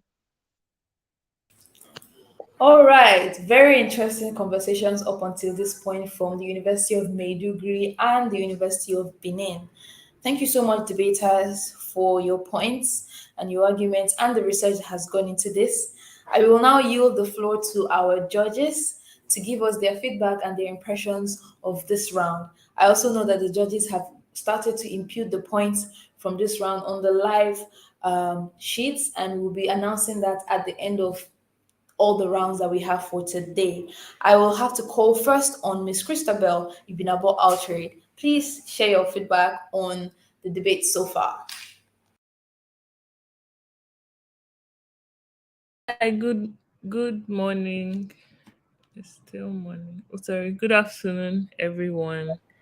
And once again, I want to say kudos to the organizing team for putting this together. The topics are really interesting, and we need to talk about this. My observations from almost all the debaters is that you can obviously tell that they are reading from a script, and the only exception was from the second speaker, Igbinosa, who also had a script to support, but I feel like he internalized his presentations more than the others it was almost like they were solely dependent on the document that they were reading from. So that's something that they should all work on, and maybe the next set of people who will be debating. And yeah, that's it for me. But personally, I would say soft power would always work better than hard power. But from the points, the coordination, and how they were delivered, the team who made their presentations on hard power, I feel like they had more facts, and they were more coordinated. But then I also liked how the first speaker from Unimade answered the closing question and how he defended his point. So kudos to everyone. I'm sorry I can't show my face right now, but I'll work on that. Thank you. Thank you so much, Christabel. Thank you so much for your feedback. Teams, I hope you have heard the feedback from the judge. I would now like to call on Mr. Enoch Haruna for your observations. Okay, so thank you very much to all the debaters. For me, it was I'm not so vast in this topic, I must admit, but it was very educative. And that for me is first kudos to all the debaters, because I love the fact that they were backed by facts in all of their conversations, giving up scenarios. And I even remember during the cross-examination, when one of the debaters was literally questioning or asking for facts to back she was asked for facts to back what the debater from Unimade was talking about. So for me, I'm very impressed with this round. I love the fact that it was fact backed. But for me, I think I love, initially on my own personal view, I believed in using soft power over hard power. But I think I'm very impressed with what the debaters on the hard power had to say, and who knows, maybe they had swayed me. So those are my contributions for now. Thank you very much, debaters. This was a very interesting round for me. Thank you so much, Ina. Thank you for your feedback. We'll now hear feedback from Chidima. Chidima, you have the floor now. Thank you. Hey everyone. So this is me saying well done to the both teams. You guys did well. I just have a few observations.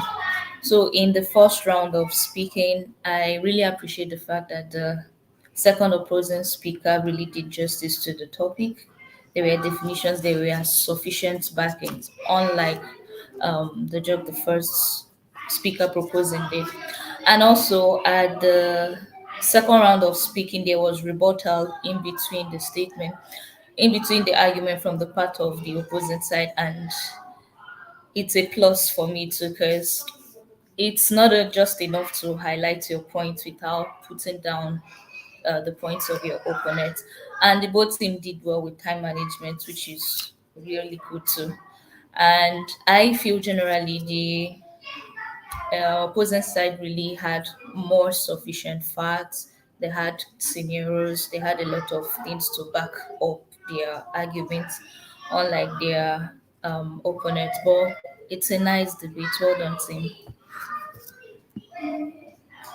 All right, thank you so much to our judges. This round is now officially over, and I will ask the debaters from the University of Maiduguri and the University of Benin to exit the call while we invite the next teams who will be debating the topic. Should 18 to 29 years be the official age range of youth in Nigeria's context?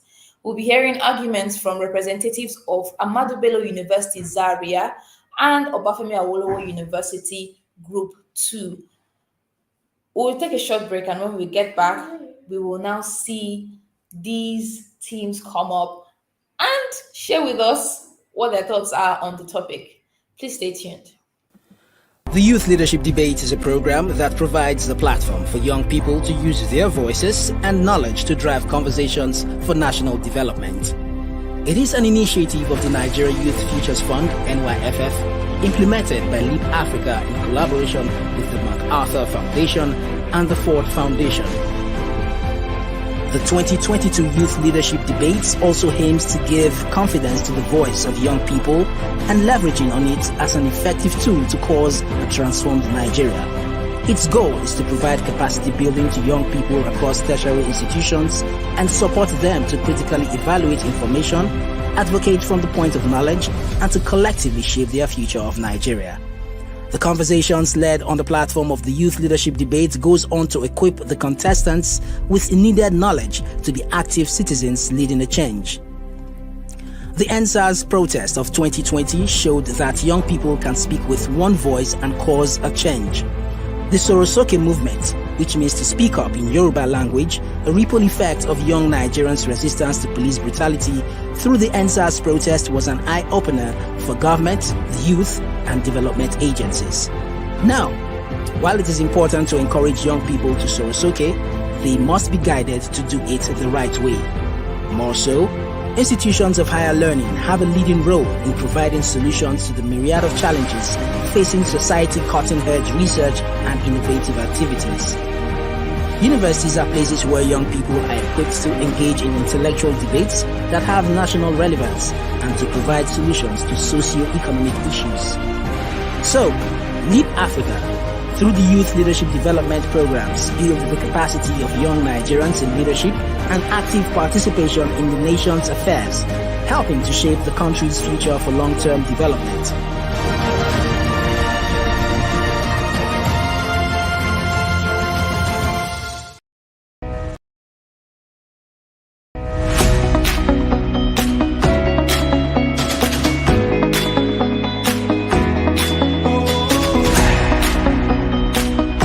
Goal we had set for ourselves this year is to hit a minimum of 6,000 volunteers.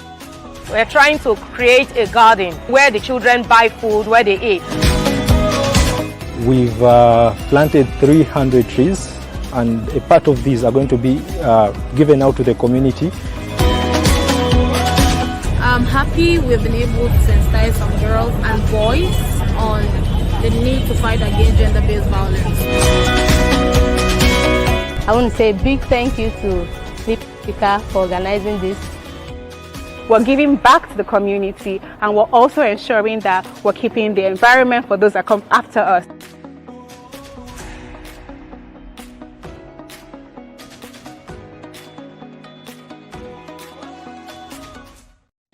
There's a huge innovation gap on the continent. You have young people who are talented and largely driven by passion, who go into starting enterprises without the requisite skills, knowledge, resources, relationships to be able to take them sustainably. We couldn't sustain the programs we did. We lacked financial capacity. It was just at the point where I was almost going to stop the idea. The SIP Social Innovators program was designed so that we can bridge that gap. We can fill that gap of capacity. Indirectly, when they invested in me as a young person, they've invested in the over 11,000 plus women that we've been able to empower. We're able to provide relief materials to over 3,000 inmates. For just the last 3 years, after being a LEAP fellow, we are able to achieve that goal to the highest level I can think about.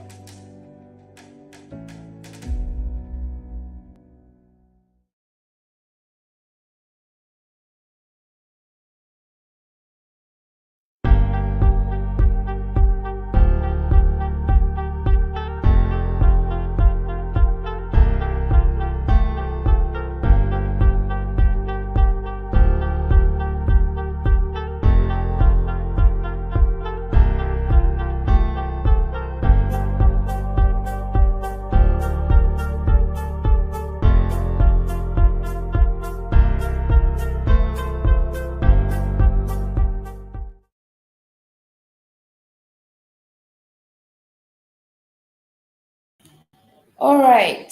Thank you so much for holding on and for staying with us. We are now back for the last round for today's Youth Leadership Debate Competition Elimination Round segment. I am still your host, Ijoma Carlo, and today we will be hearing arguments from representatives of the Ahmadu Bello University Zaria and representatives from Obafemi Awolowo University Group 2. The topic is, should 18 to 29 years be the official age range of youth in Nigeria's context? Ahmadu Bello will be proposing this motion to say that 18 to 29 years should be the official age, while Obafemi Awolowo University Group 2 will be opposing this, saying 18 to 29 should be the official age. I don't know what they will say as their opposition, but we are here to learn from them. And I will now like to remind the debaters of the rules of engagement. Debaters, your first speakers have 5 minutes to establish your argument and offer substantive arguments for the topic. Second speakers have 3 minutes to support the argument of the first speakers. And when both first and second speakers from both sides have gone and given their arguments, you will be given 30 seconds for cross-examination for your opponent, where you get to ask clarifying questions or offer rebuttals to what has been said by your opponent. After the cross-examination rounds, each team will be given 1 minute to crystallize the points that they have made in this round. I also like to remind the debaters that they will be penalized if they go past the 5 minutes, 3 minutes, 1 minute, or 30 seconds allotted for each portion of the debates. You will also be penalized with the deduction of 1 point for inappropriate conduct, objectionable language, severe personal attack on the debaters, falsified evidence if proven false by the debaters, by your opponents, or by the judges. Please be reminded that the judges are professionals in their fields and are very, very, very in tune with the topic that is being discussed here today. You also get penalties for irrelevant conversations, unfair tactics, and unfamiliarity with the rules that have been shared here today or others that have been shared with your host before this time. We're now going to go straight into the debates. I also like to remind you that we have our judges on the call. We have Mr. Enoch Haruna, Ms. Chidima Chime, and Ms. Christabel Ibinabo Altrade. Thank you And then here we go. The team from the university, Ahmadu Bello University Zaria. We have Abdul Ganiyu Ganiyat Moreni KG and Abiodun Samuel. Abdul Ganiyu Ganiyat is going to be the first speaker, and I'll be inviting her now to give her first opening statements. You have 5 minutes, Ganiyat.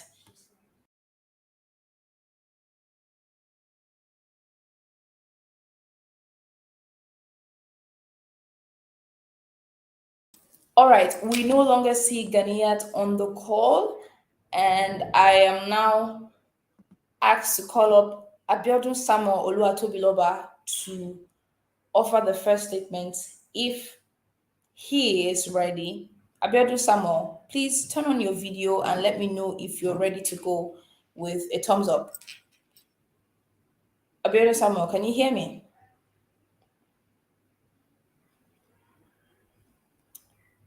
I don't think that the debaters from Ahmadu Bello University are set. They're having a bit of technical issues because I see them go in and out of the room. And for that reason, I will now call on the first speaker from Obafemi Awolowo University Group 2 to offer their first arguments, after which we would return for Ahmadu Bello University's arguments. Adebanjo Demilade, as first speaker from OAU, you have the floor now and you have 5 minutes. Demilade.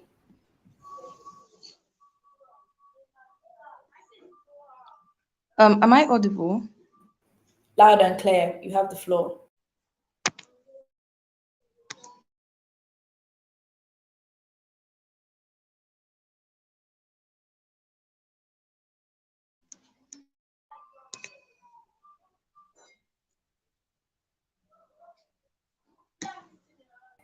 Demilade, we can hear you loud and clear. Please go ahead with your argument. Okay, I don't know. Am I audible? Okay, yeah. So, thanks. Okay. Cool. Yeah. The situation in Nigeria can be likened to one with convoluted problems, which includes inadequate representation of the youth currently in Nigeria, estimated to be about 52.2 million when reported in the 2012 National Bureau Youth Survey conducted by the National Bureau of Statistics. These are people who are called the leaders of tomorrow, yet they are battling with severe problems in status quo. Now, you may even ask me that why am I opposing this particular motion that is centering on limiting the age range of youths in Nigeria? This is what I would further explain in my speech.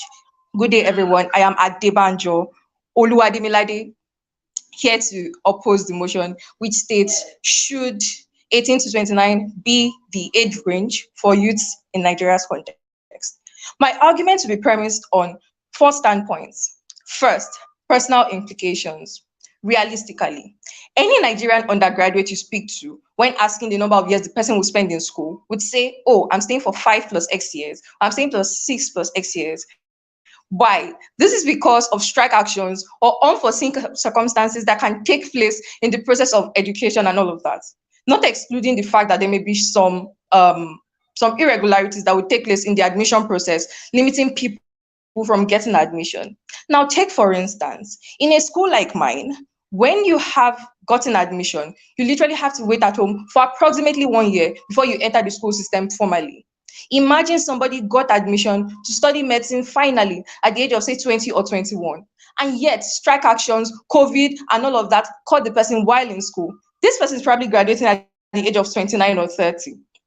This means that by that time, educational opportunities or opportunities to do other things within the country would be limited for this particular person, because most of these opportunities use the age range that is already specified by the Ministry of Youth and Sports in the country, basically. So this literally limits these people because of these particular age specifications, and it's to be harmful and detrimental to them because of literary circumstances they didn't cause on their own. Secondly, economic implications.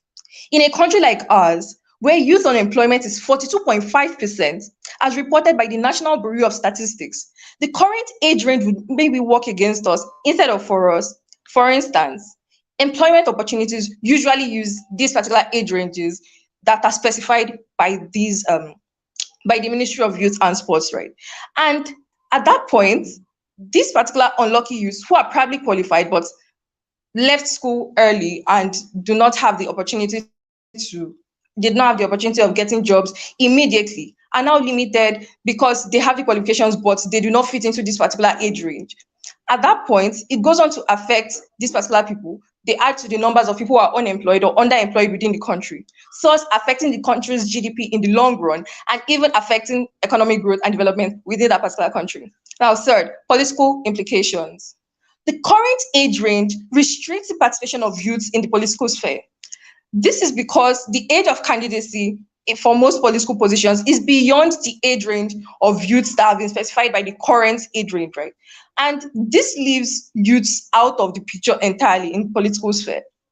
This is what has led to the commercialization of politics and the recycling of old politicians. When we see people have led us in times past and they are still leading us like 35 years down the line, as someone said, basically like an anonymous person. So even in the youth and development industry, we are constantly plagued with having ministers that are necessarily above the age of or the age range of youths, and we don't want that to continue in status quo. What we want is a situation where our ministers also have young people who basically are part of the decision-making process to encourage intergenerational discourse and so on. So now, in summary, what we say is that we suggest an age range of 18 to 35 that was formerly in use. 18 because it is the age of consent, and 35 because it allows for more youths to be in the picture, basically, to allow for provision of welfare for these particular people. We need to start allowing youths to participate in more political affairs while looking after their personal and economic welfare, which has for long been impeded on. We need the youths to actually be leaders of tomorrow. And the way we do this is to expand this particular age range so that they will be leaders of tomorrow and even today. Thank you very much. All right, thank you so much, Team Obafemi Awolowo, and thank you for stepping in as well. I will now invite the first speaker from Ahmadu Bello University Zaria for their first statements. Abdulgani Uganiyat Morani KG, you have the floor now and you have 5 minutes. I see that you're on the call.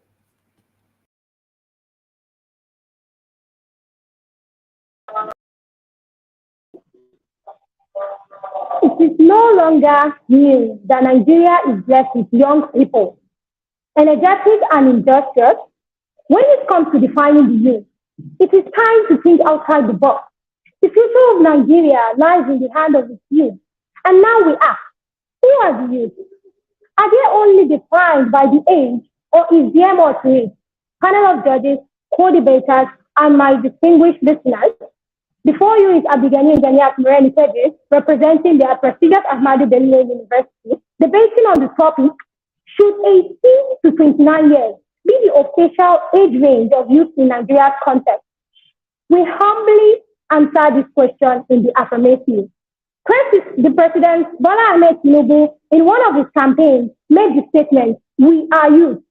I don't know what we define youth as, but to me, a youth typically refers to a person often in their teenage years or early adulthood. On the 21st day of July 2022, Premium Times reported that Nigeria has the largest population of youth in the world, which is about 70% of the total population. Individuals within the age range of 18 to 29 are likely to have the physical ability and necessary vigor to go the extra mile in pursuing their goals, making them best suited to handle challenges. It is at this age that they can plan and replan amidst any plan because they have the mental will. The age bracket captures a crucial phase of life where individuals experience significant changes and challenges.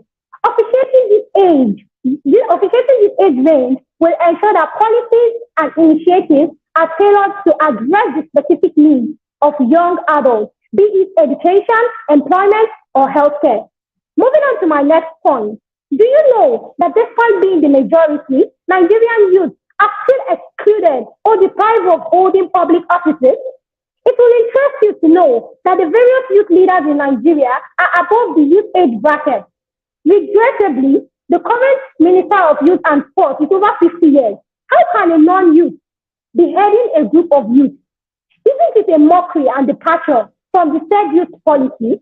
Making the youth age range 18 to 29 can fix the problem of other people claiming youth positions.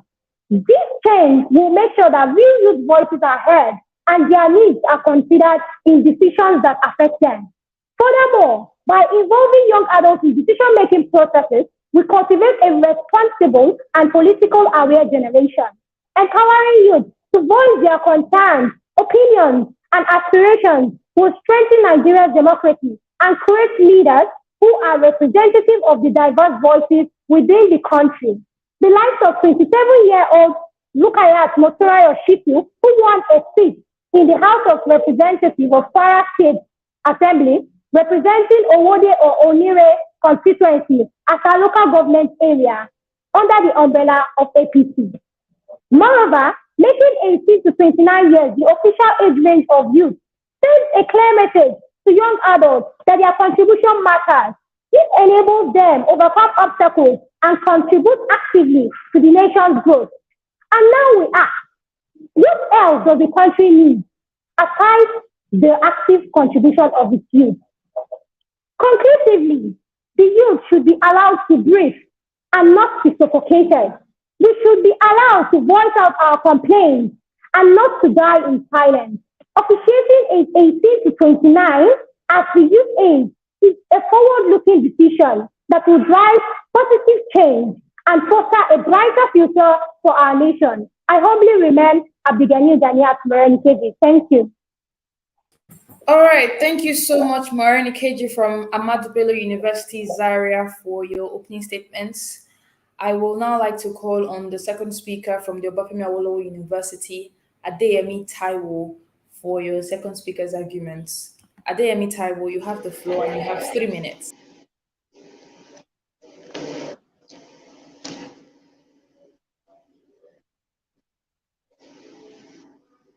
Taiwo, please go ahead.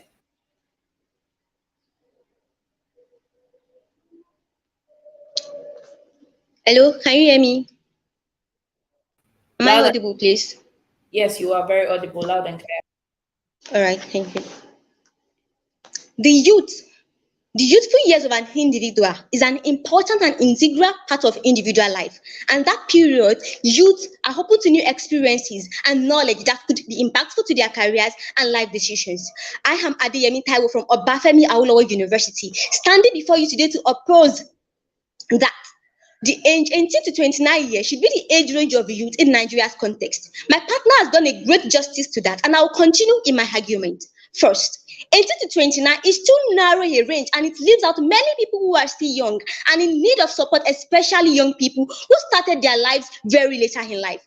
Through the allocation of resources and policy making, they are cut off the impact ladder and denied access to training, initiatives, and programs. A good example is the NYSC program, which is currently for the young people between the ages of 18 to 30. By implementing the 18 to 29 age range, students who attended federal universities often encounter challenges like strike, which may cut them off this program due to aging upon graduation, leading to disintegration, burnout, and other social crises.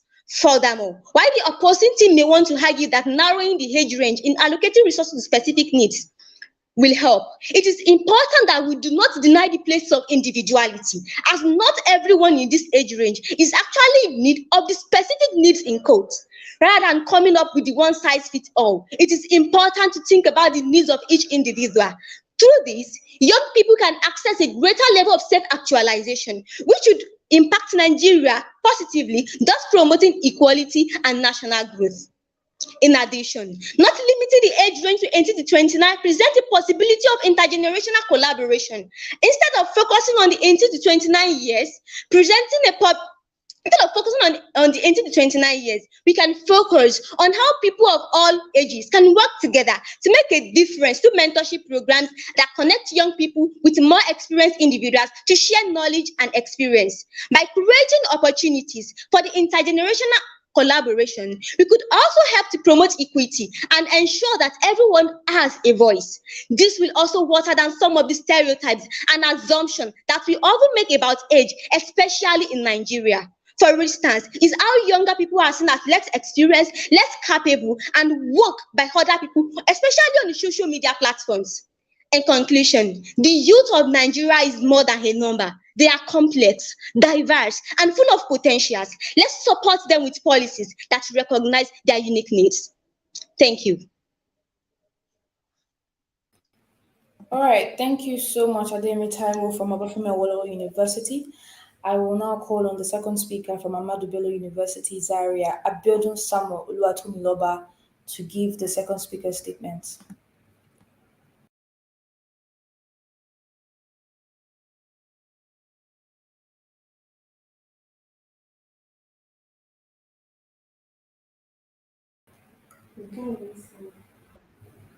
Oluwatomiloba, you have the floor now and you can turn on your video and speak. Unless you are speaking from your colleague's device. All right, Abiodun Samuel, you have the floor now.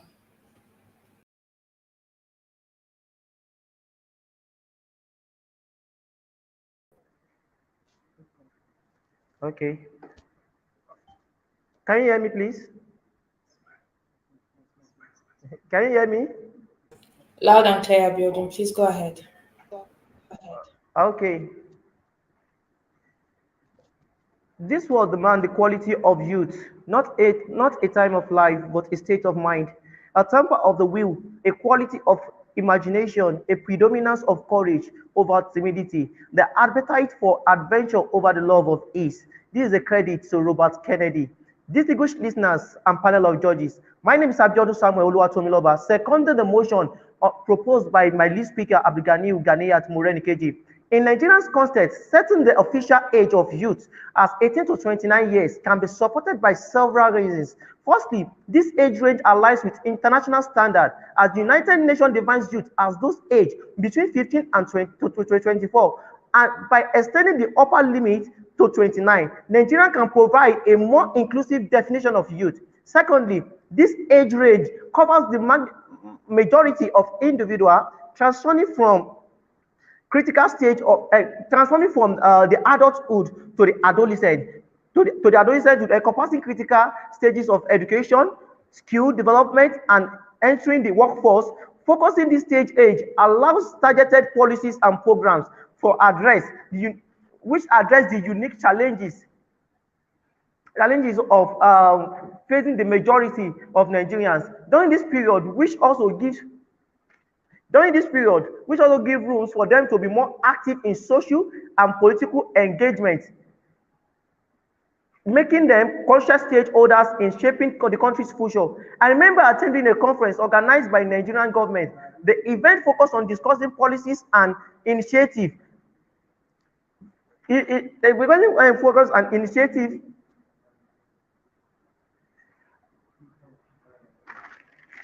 I remember attending a conference organized by Nigerian government.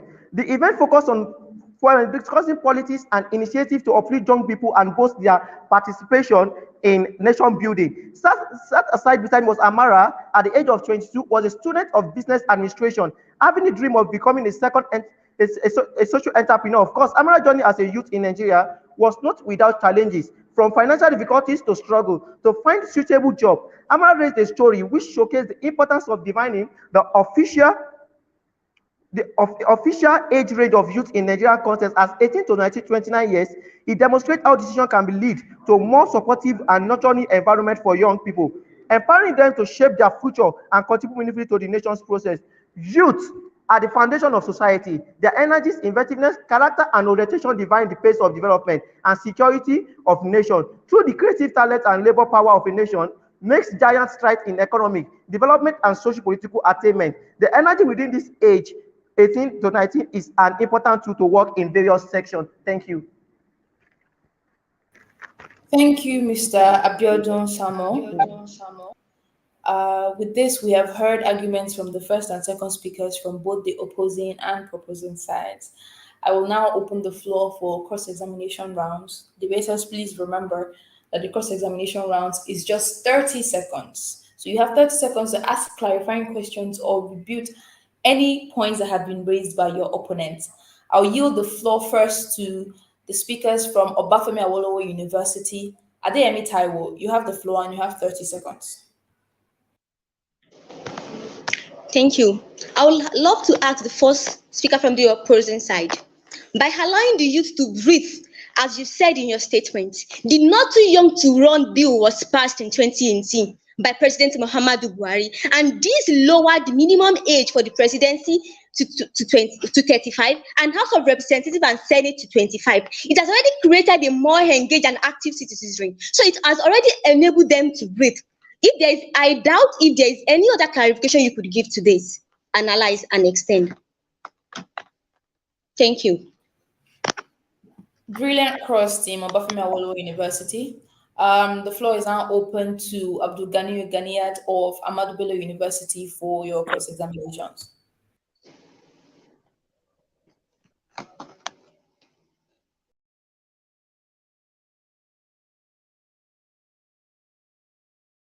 Are you not tired of their voices not being heard? Or are you not tired of the ruling of your forefathers under the canopy of calling themselves youth? Imagine a 60-year-old man calling himself youth, not giving the other youth, the main youth of the country, the space to be able to rule. We have always been told that we are the leaders of tomorrow, but then I still find the leaders of today and the leaders of yesterday not giving chance to the leaders of tomorrow to rule. The youth are not breathing, in the sense that it is very rare. Imagine the situation of the Minister of Youth and Sports, a man of over 50 years holding a youth position. You can't tell me that there is no youth in that space. There is no youth that can fill that space actually. So the older generations are not allowing youth to do. Thank you so much, Abdul Ganiyu.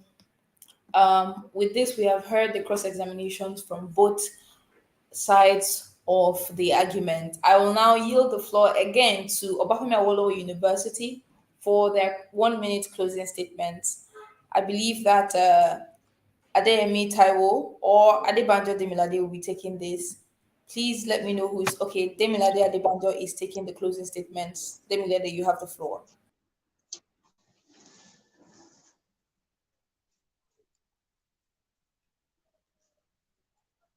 All right. So they mentioned, I think I'm audible now. Yeah. So youth, such as the Minister of Youth and Sports, are currently above even this particular age range. And this is why we don't even agree with the stipulated age range 18 to 29, because it doesn't even accommodate the vast reality existent in Nigeria at the moment. What we need to do is exactly what the first speaker mentioned, which is we believe that this age range is too narrow to capture the youth population. The Nigerian government has to focus on developing policies and programs that meet the needs of these young people by first expanding this particular age range. We must remember that each young person is unique with different experiences and needs. And to meet these needs, we must first start by expanding this age range. Thank you. Thank you, team Obafemi Awolowo. Ahmadu Bello University, you now have the opportunity to crystallize this round for yourselves. Abdul Ganiyu Ganiyat, you have the floor.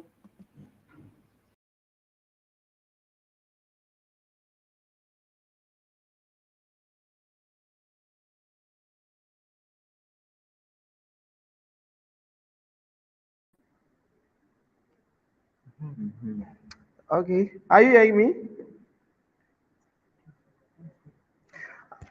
Are you hearing? Loud and clear, loud and clear.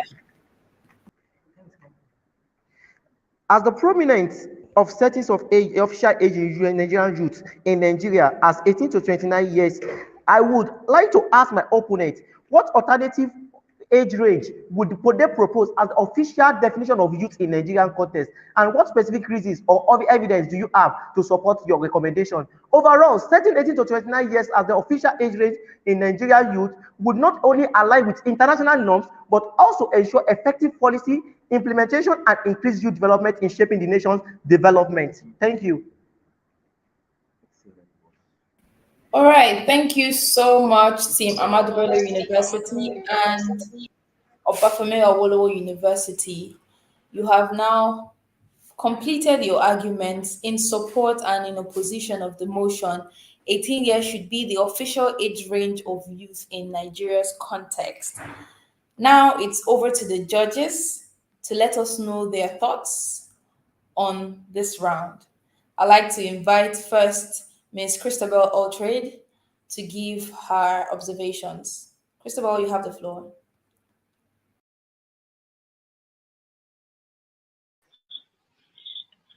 Okay. Once again, very interesting conversations, everyone. And I especially like how this set of debaters were able to convey their points without necessarily depending on another document to support. So it was more of a conversational style, which was really interesting and engaging. And there was also some form of comic relief from Abdul Ghani, Ghani when he spoke about letting the Nigerian youth breathe. So that was really interesting, and the topics were very relatable, and the arguments also were really strong.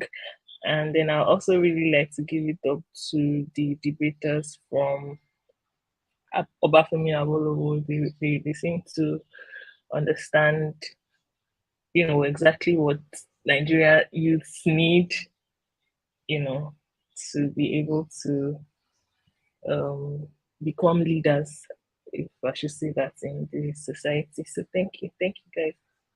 Thank you so much, Christabel, for your feedback. Thank you, thank you, thank you. I'll now invite Mr. Enoch Haruna for his feedback to the team.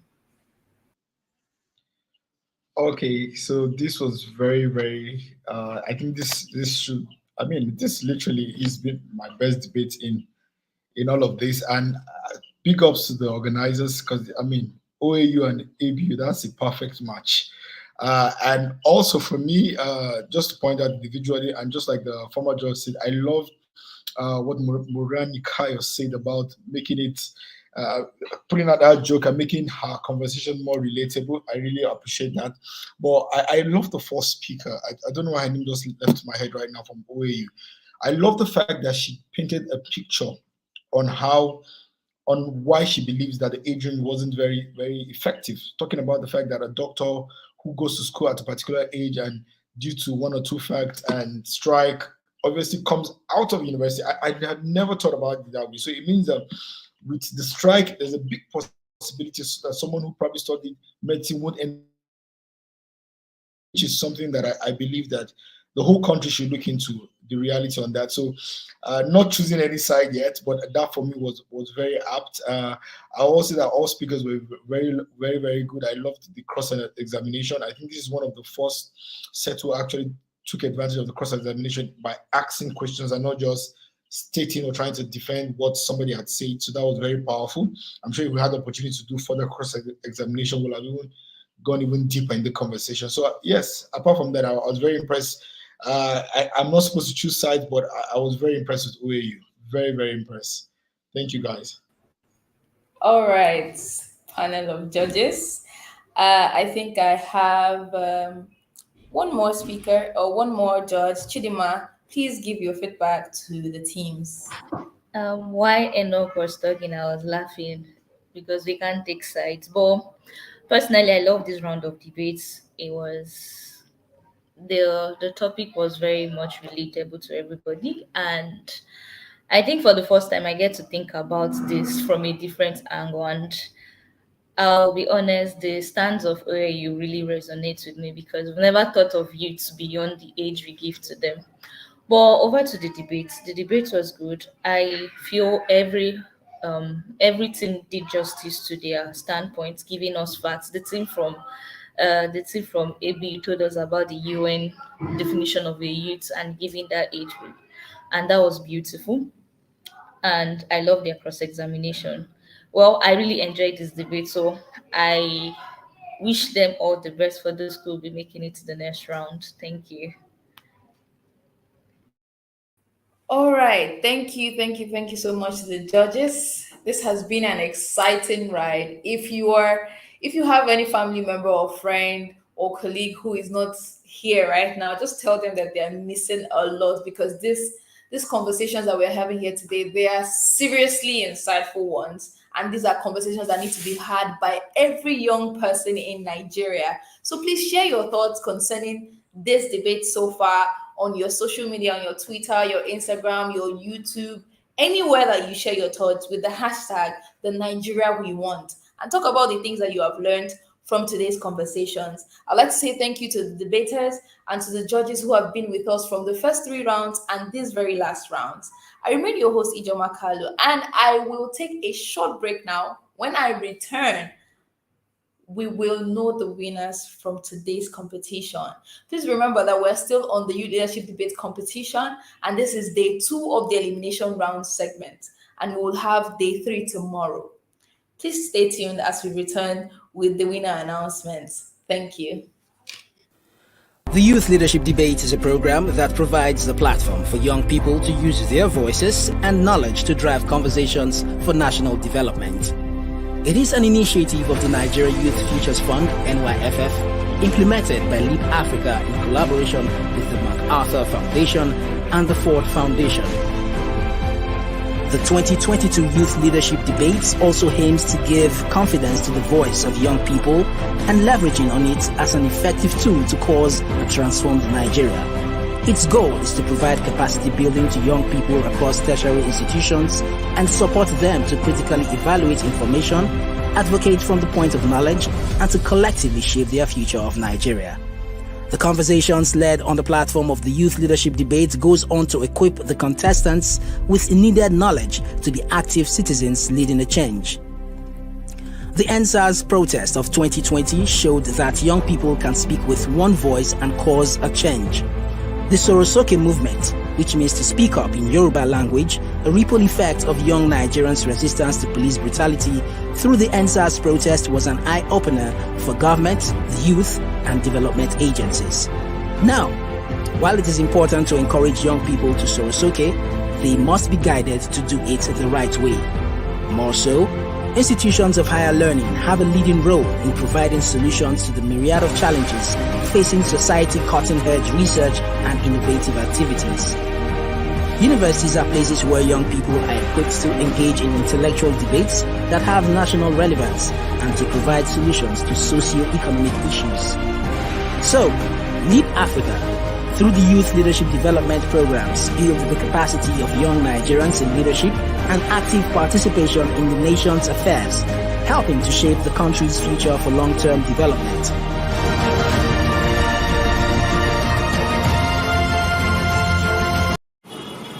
We were often told a lie growing up that we're leaders of tomorrow. And as I went through my 20s, I realized that the people who told me I was a leader were still leading in their 50s, 60s, and 70s, or should we say ruling. So the issues that plague Africa are still the issues that plagued Africa 20 years ago when we started. Africa as a continent has been known as an emerging market, and you can't separate the opportunities from the young people. And we can only develop if young people are empowered and equipped to have the space to express their brilliance and passion. And if you look at the innovations, the new ideas, the creativity, you see that the young people are the ones who are really leading the way. There are many bright spots, and where you see those bright spots in Africa, they're really linked to effective, committed, and dynamic leadership. Young people are agents of change, and that's the vision we have. We have 5,000 volunteers subscribed to volunteering their time this year on different projects happening around Africa. During this week-long campaign, you can expect to see us in your neighborhood, painting your schools, painting hospitals, giving food at the orphanages. We're really excited to be here this morning.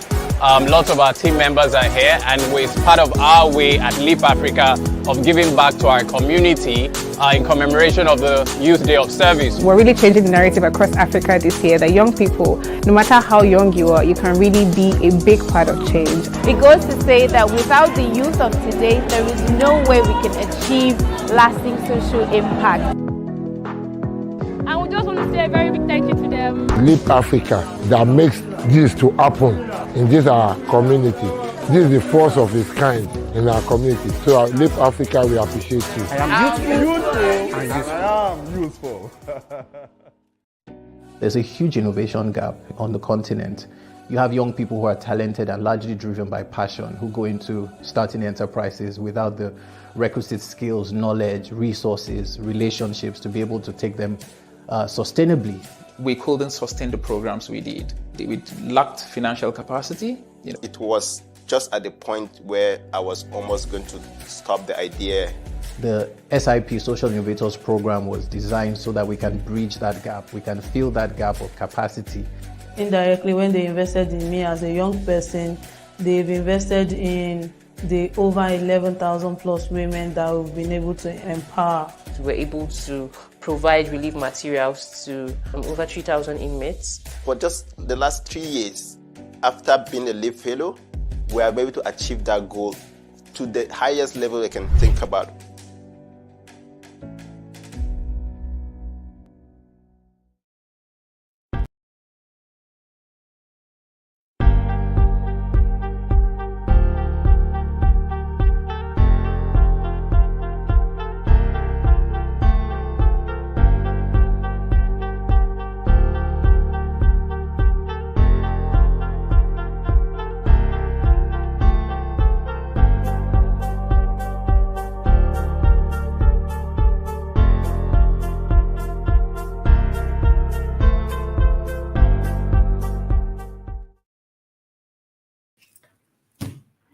You're welcome back to the Youth Leadership Debate Competition. I am still your host, Ijoma Kalu, and we are at the segment of the elimination round where we announce the winners for today's debate competitions. We saw debaters from the Obafemi Awolowo University. We saw debaters from Ahmadu Bello University. We saw debaters from three groups from University of Ilorin, University of Maiduguri, University of Benin. We saw debaters from University of Lagos and Lagos State University, including Prince Abubakar Audu University, Ayimba. Now, I will be announcing to you for the first 3 rounds that we had this morning, we now have our scores and we now have our winners. I will pause for effect. So for round 1, we had, please give me a moment. We had Prince Abubakar Audu University against Lagos State University. It was a very tight competition, obviously.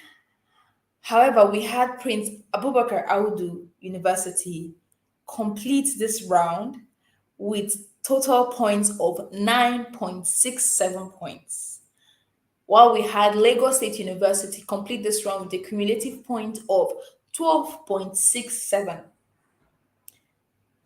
I'm glad to announce to you that the winners of this round is Lagos State University. Congratulations to Lagos State University. You are our winners.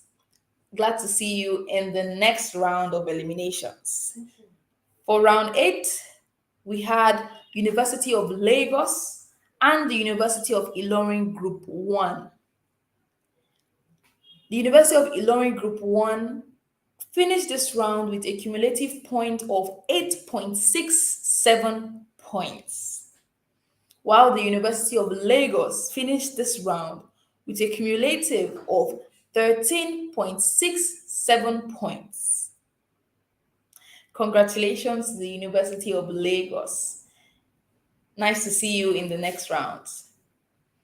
For the round 9, we had the University of Ilorin Group 4, led by Ali Aminat Alolade, complete this round with a cumulative point of 11.6 points. And the University of Ilorin Group 2, represented by their first speaker, Alarape Mabuba, finished this round with 11.33 points. This makes University of Ilorin Group 4, whose head is Ali Aminat Alolade, winners of this round. Congratulations to Uni Ilorin Group 4 You have made it out of this round successfully. I'll take a pause now, and when I return, I will be announcing the winners from this afternoon rounds. Please stay tuned. The Youth Leadership Debate is a program that provides the platform for young people to use their voices and knowledge to drive conversations for national development. It is an initiative of the Nigeria Youth Futures Fund, NYFF, implemented by Leap Africa in collaboration with the MacArthur Foundation and the Ford Foundation. The 2022 Youth Leadership Debates also aims to give confidence to the voice of young people and leveraging on it as an effective tool to cause a transformed Nigeria. Its goal is to provide capacity building to young people across tertiary institutions and support them to critically evaluate information, advocate from the point of knowledge, and to collectively shape their future of Nigeria. The conversations led on the platform of the Youth Leadership Debate goes on to equip the contestants with needed knowledge to be active citizens leading a change. The NSAS protest of 2020 showed that young people can speak with one voice and cause a change. The Sorosoke movement, which means to speak up in Yoruba language, a ripple effect of young Nigerians' resistance to police brutality through the NSAS protest, was an eye-opener for government, the youth, and development agencies. Now, while it is important to encourage young people to Sorosoke, they must be guided to do it the right way.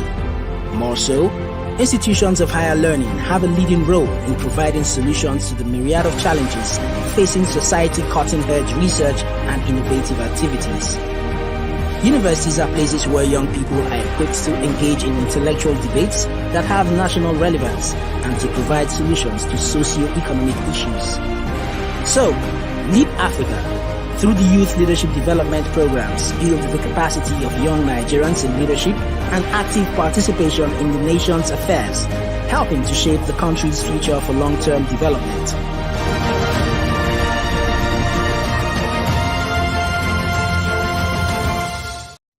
There's a huge innovation gap on the continent. You have young people who are talented and largely driven by passion, who go into starting enterprises without the requisite skills, knowledge, resources, relationships to be able to take them sustainably. We couldn't sustain the programs we did. We lacked financial capacity. It was just at the point where I was almost going to stop the idea. The SIP, Social Innovators program, was designed so that we can bridge that gap. We can fill that gap of capacity. Indirectly, when they invested in me as a young person, they've invested in the over 11,000 plus women that we've been able to empower. We're able to provide relief materials to over 3,000 inmates. For just the last 3 years, after being a LEAP fellow, we are able to achieve that goal to the highest level I can think about.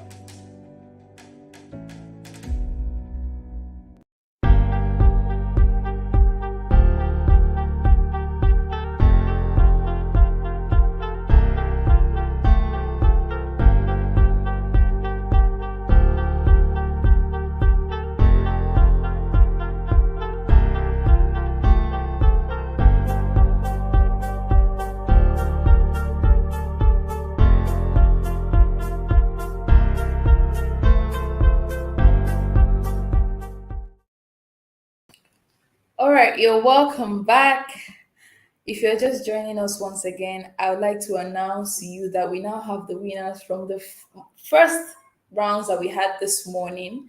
Between Prince Abubakar Audu University and Lagos State University, we had Lagos State University coming out as the winners for that round. We had another round with University of Lagos and the University of Ilorin Group 1, and we had the University of Lagos emerge as winners from that round.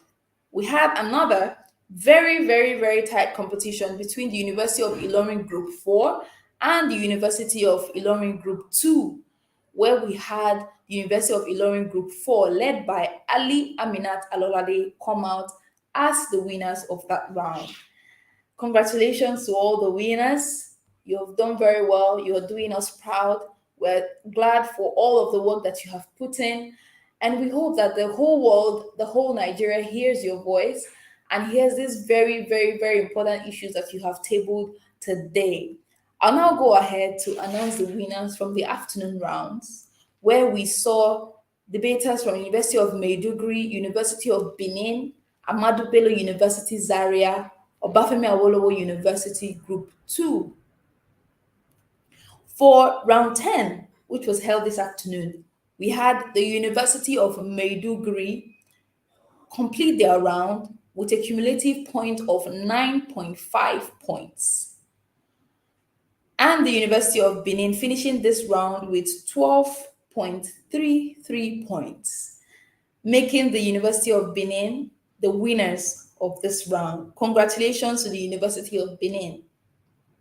I like to say that the total attainable points for each round is 16 points. So whenever I announce the cumulative points, you can compare it with the total attainable points for each round.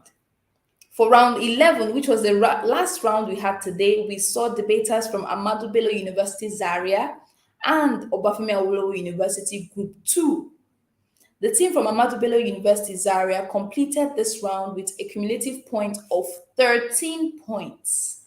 And we saw Obafemi Awolowo University Group 2 complete this round, wait for it, with a cumulative point of 14.67 points out of the 16 attainable points.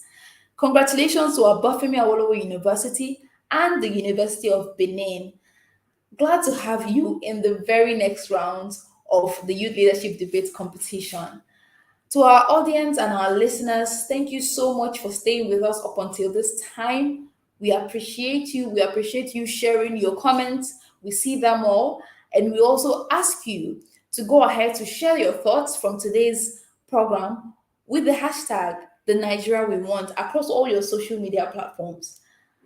Remember that the Youth Leadership Debate competition is trying to elevate topical issues across the country that affect young people, old people, and Nigerians, wherever they may find themselves, and indeed Africans. These are conversations worth having, and we want the whole country to be having them with us. Please help us as we make the entire country understand that the Youth Leadership Debate competition is going on. I remain your host, Ijoma Kalu, and we will be seeing you tomorrow, where we will be completing the elimination segment of the Youth Leadership Debate competition. This competition is brought to you by the Nigeria Youth Futures Fund, a joint initiative by Leap Africa, MacArthur Foundation, and Ford Foundation. Was glad having you here, and it was glad being your moderator for today. I also like to say thank you to our judges, the judges from the morning and the afternoon rounds, for being with us throughout the day. Thank you so much. With this, I sign out. See you tomorrow, bright and early.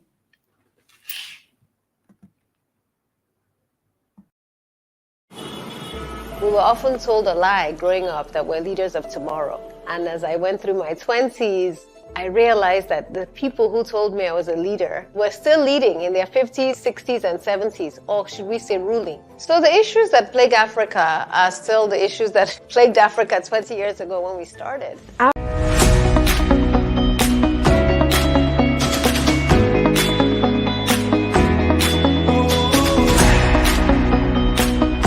Goal we had set for ourselves this year is to hit a minimum of 6,000 volunteers.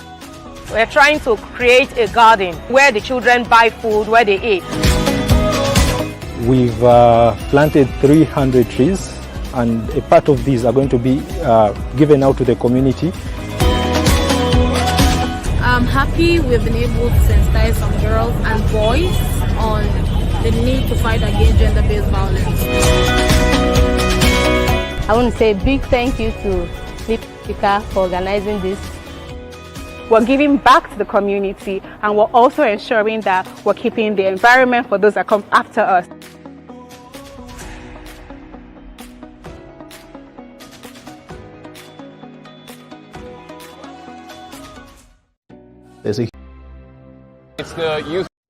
There's a huge innovation gap on the continent. You have young people who are talented and largely driven by passion, who go into starting enterprises without the requisite skills, knowledge, resources, relationships to be able to take them sustainably. We couldn't sustain the programs we did. We lacked financial capacity. It was just at the point where I was almost going to stop the idea. The SIP, Social Innovators program, was designed so that we can bridge that gap. We can fill that gap of capacity. Indirectly, when they invested in me as a young person, they've invested in the over 11,000 plus women that we've been able to empower. We're able to provide relief materials to over 3,000 inmates. For just the last 3 years, after being a LEAP fellow, we are able to achieve that goal to the highest level I can think about.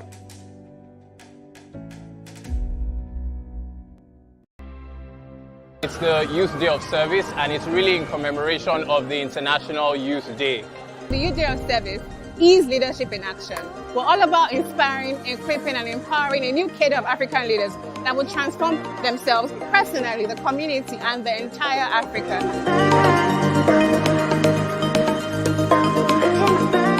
This is important because we're trying to also just promote and encourage volunteering. Everyone has come out today. Some of our partners have come out today to volunteer and support.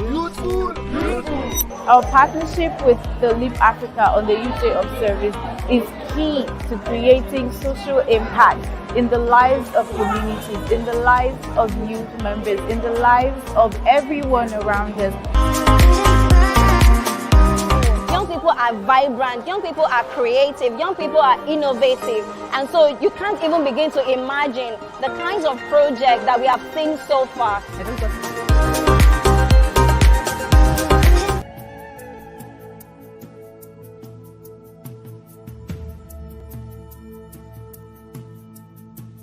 Here we stand as a people with one song, with one voice, we're a nation undivided and poised. We will take a stand and build our land in faith to defend what is ours. DivineFlavor.com. As a people with one heart for one cause, we're determined to rebuild.